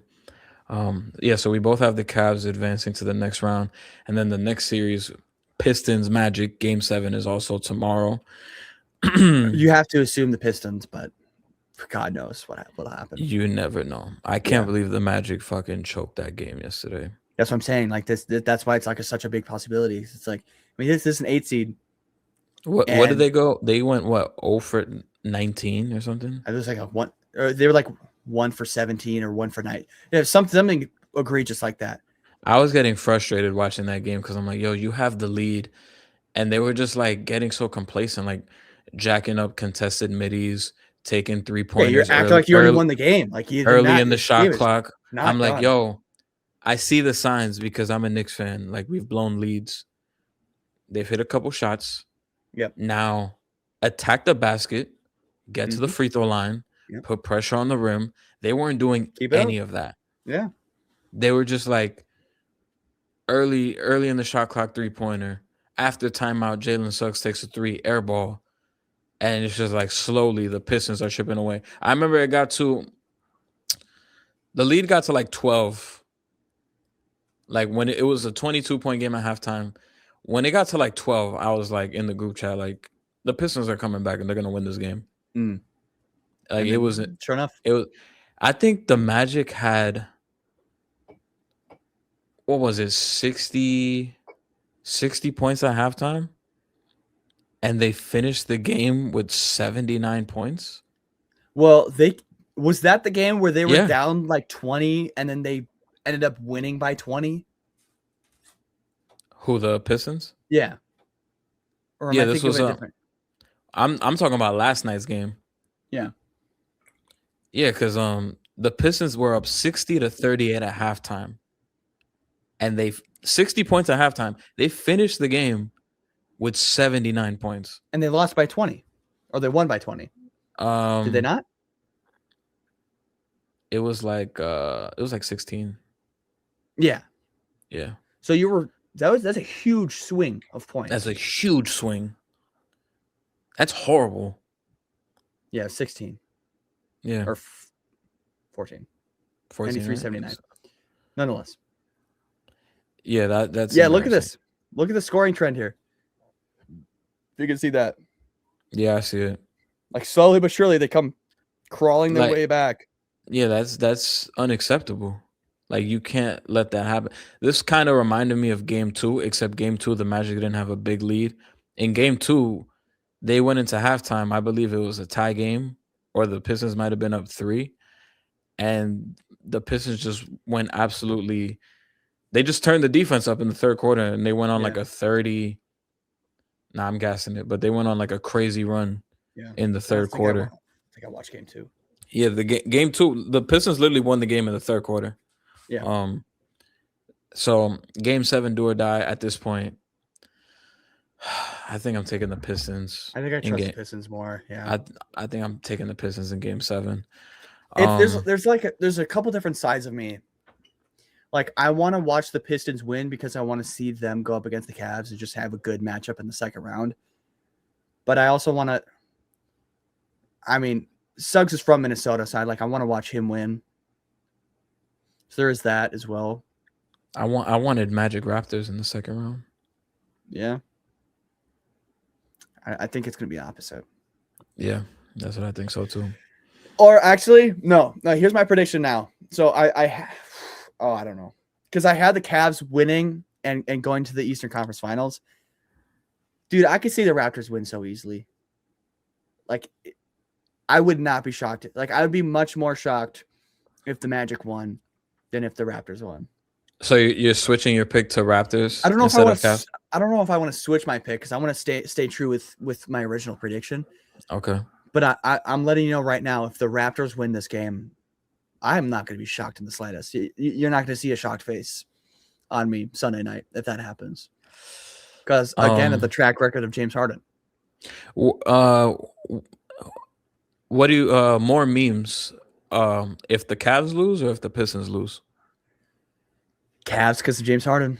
It's like Pistons haven't won a playoff series since like 2008. Probably even earlier than that. Like, they won in 2004. They were still a good team after. Something around there. Regardless, I think 2008 was like the last time they won a playoff series. Yeah. It's been a long time. Yeah. So we both have Pistons advancing and we have the Cavs advancing. So now we could get into our round 2 prediction of the Pistons and the Cavaliers. I know you said you had the Cavs beating the Pistons. I would pick the Pistons over the Cavs just because I feel like the Pistons were like absolutely the worst matchup. The Magic were the worst matchup for the Pistons, like in the first round. And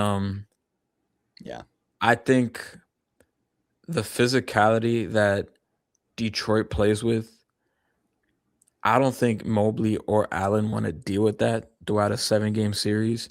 And then having to put Asar Thompson on either, it's going to be a rough night for whoever he guards. I think Duran is not going to have a good series, though. Against the Cavs? He's going to have to deal with Mobley and Jared Allen on the defensive side of the ball, or for Duran offensive side of the ball. If he's struggling against Wendell Carter, imagine the former defensive player of the year. Granted, I know that it was kind of a here damn defensive player of the year, but nonetheless, it still happened. He's gonna have trouble. But I think Cade, that's a Cade series right there. Cade's gonna go off because you're gonna be guarded by Donovan Mitchell. The Cavs' best point of attack defender is Dean Wade, and he's good. And he's probably a power forward. Yeah, and he's probably better against like small, slower guards. But like, this is Cade, who's 6'6", 6'7". I think he is certainly a slower guard, but He is a slower guard, but Cade is like But it's Cade crafty. coming in. He Yeah. can create space. He can hit you Yes. with that midi. Yes. So I think Cade would dominate this series. And on the other side of the ball, it's like, okay, you have Ron Holland on Mobley, assuming they're doing the big lineup with Jared Allen, because you would probably have Ron Holland at the 4. Ron Holland. Guard, yeah, on the defensive side of the ball. I'm saying like who's going to be guarding the Cavs? Their best lineup against their best defensive lineup. Ron Holland is starting at the 4. Okay. And then you probably have Asar Thompson on either Harden or Mitchell, and then whoever. Me personally, I would put Asar Thompson on Harden. I would say whoever is playing better, you put Asar on them. Whoever's playing worse, you put Cade on them. Because I feel like Asar on Harden, you just disrupt everything. Like I feel like you're kind of just he's closing the main facilitator, sure. Yes. So you're like closing the faucet on that, and then that kind of forces Donovan Mitchell to just be like, all right, I got to do it myself. And if Donovan Mitchell's in a mode where he feels the need to just put up fucking 30 shots, he would have to do that though. And it wouldn't even be easy shots. It would be like contested.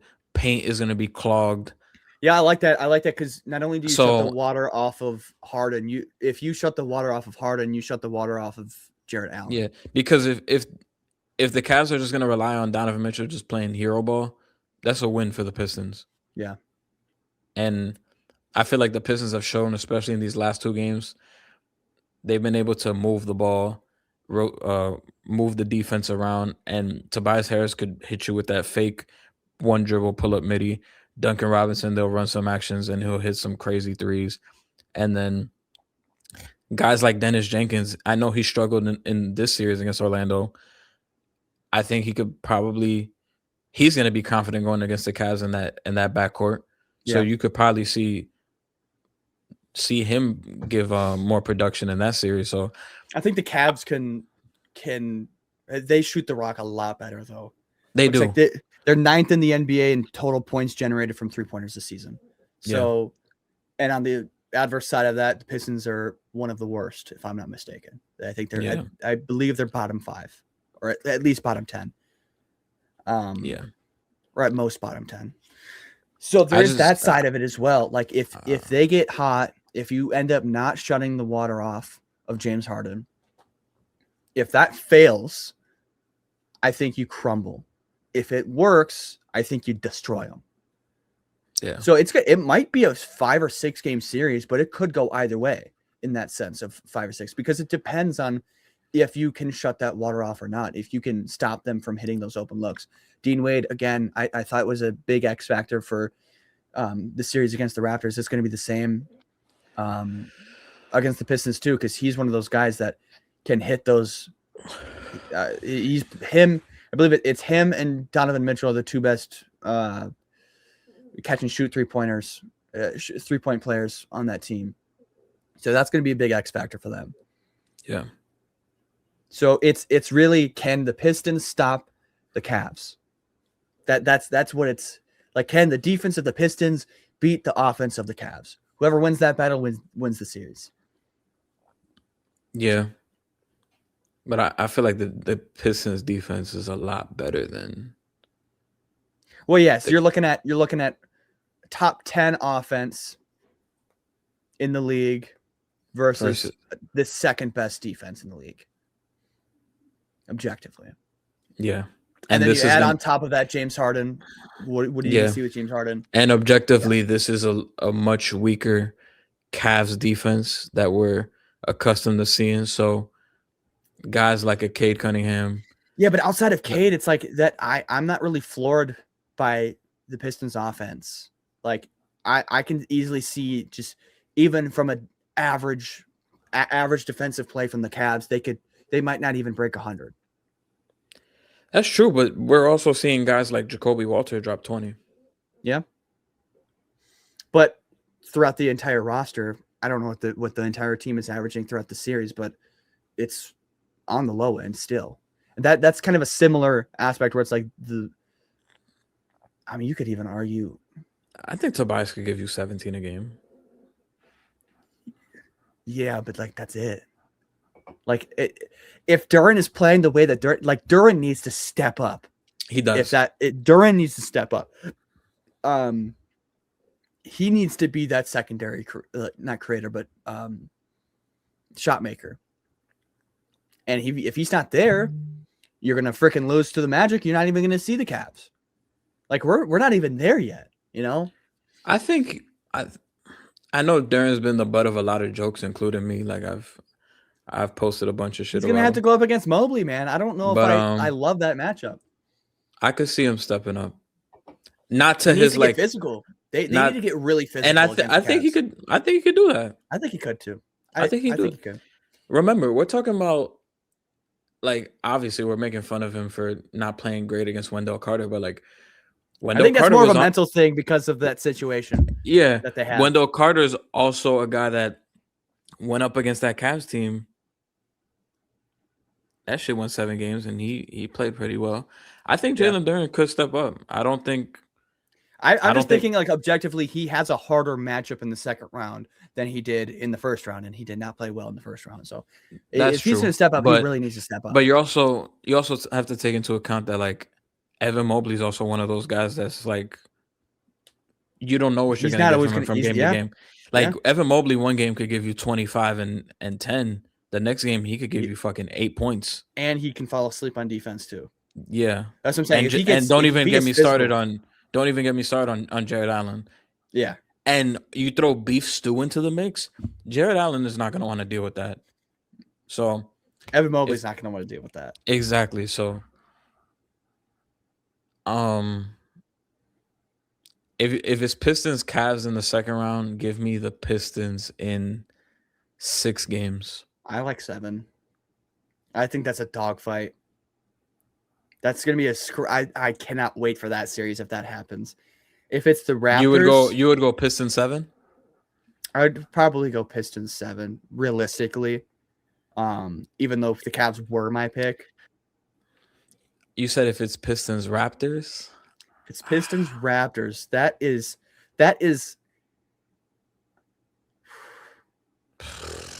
that's a dogfight. Because you were talking about, like, okay, the Magic has an 8 seed. It was like the worst 8 seed matchup that they could have had. Now bump that up a level to where this team, this roster, the Raptors, were like a 3 seed for the majority of the season. You're seeing that in the second round. That's like the Magic on steroids. I feel like if it's Pistons Raptors, I could see the Raptors winning that series. I think that shit would go 7. Yeah.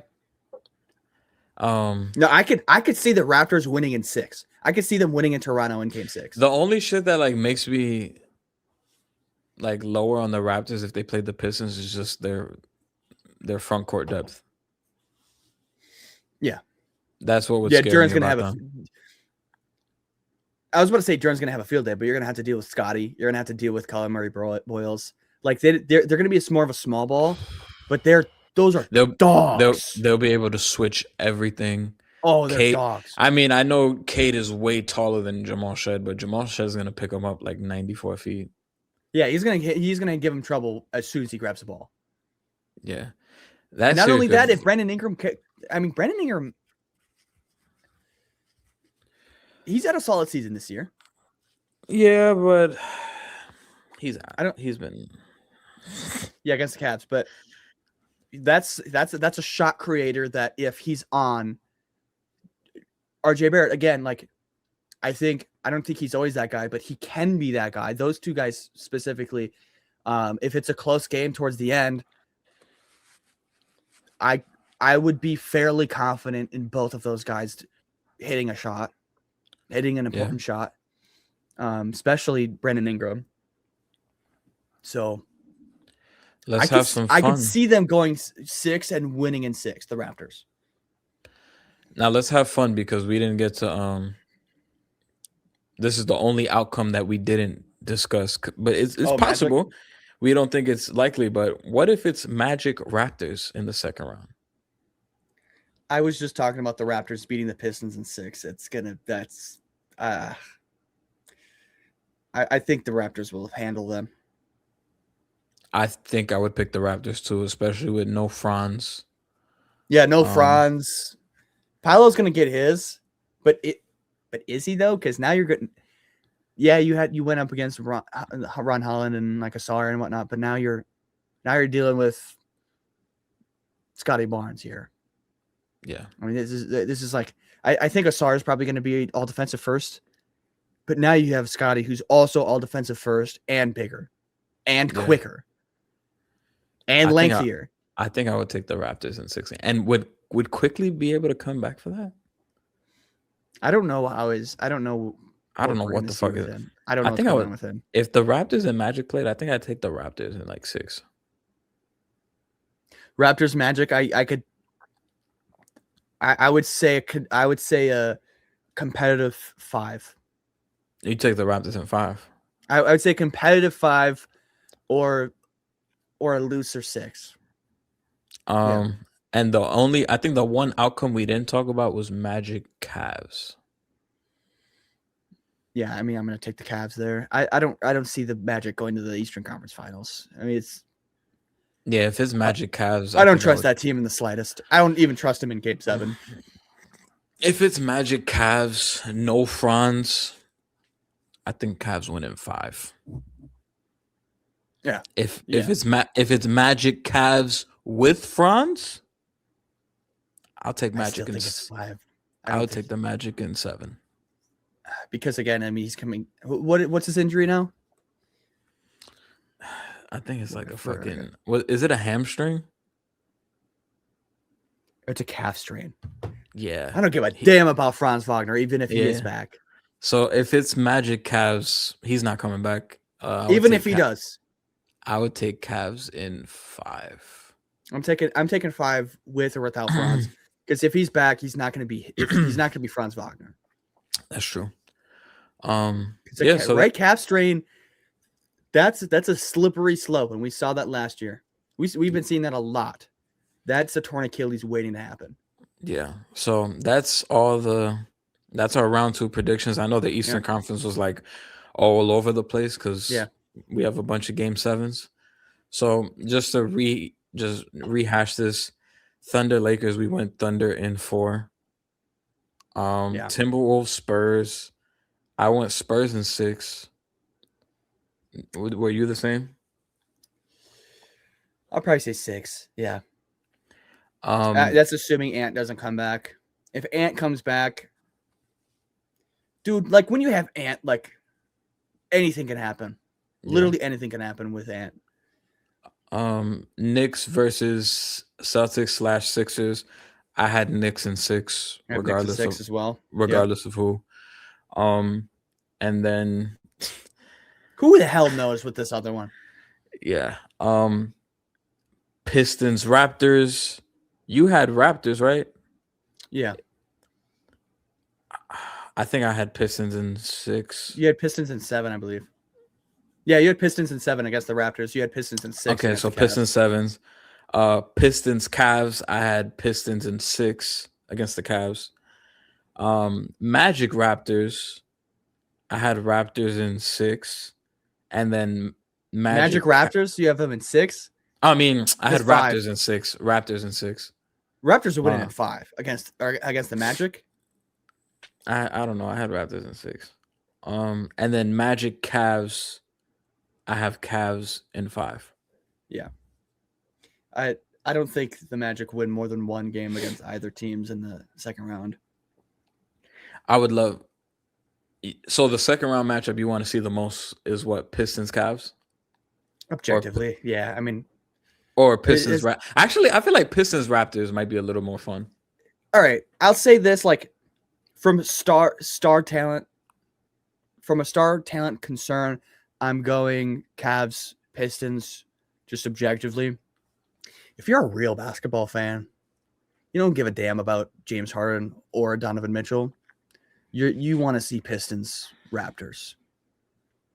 That's going to be easily the most fun matchup if you're like a true basketball fan, in my opinion. Yeah.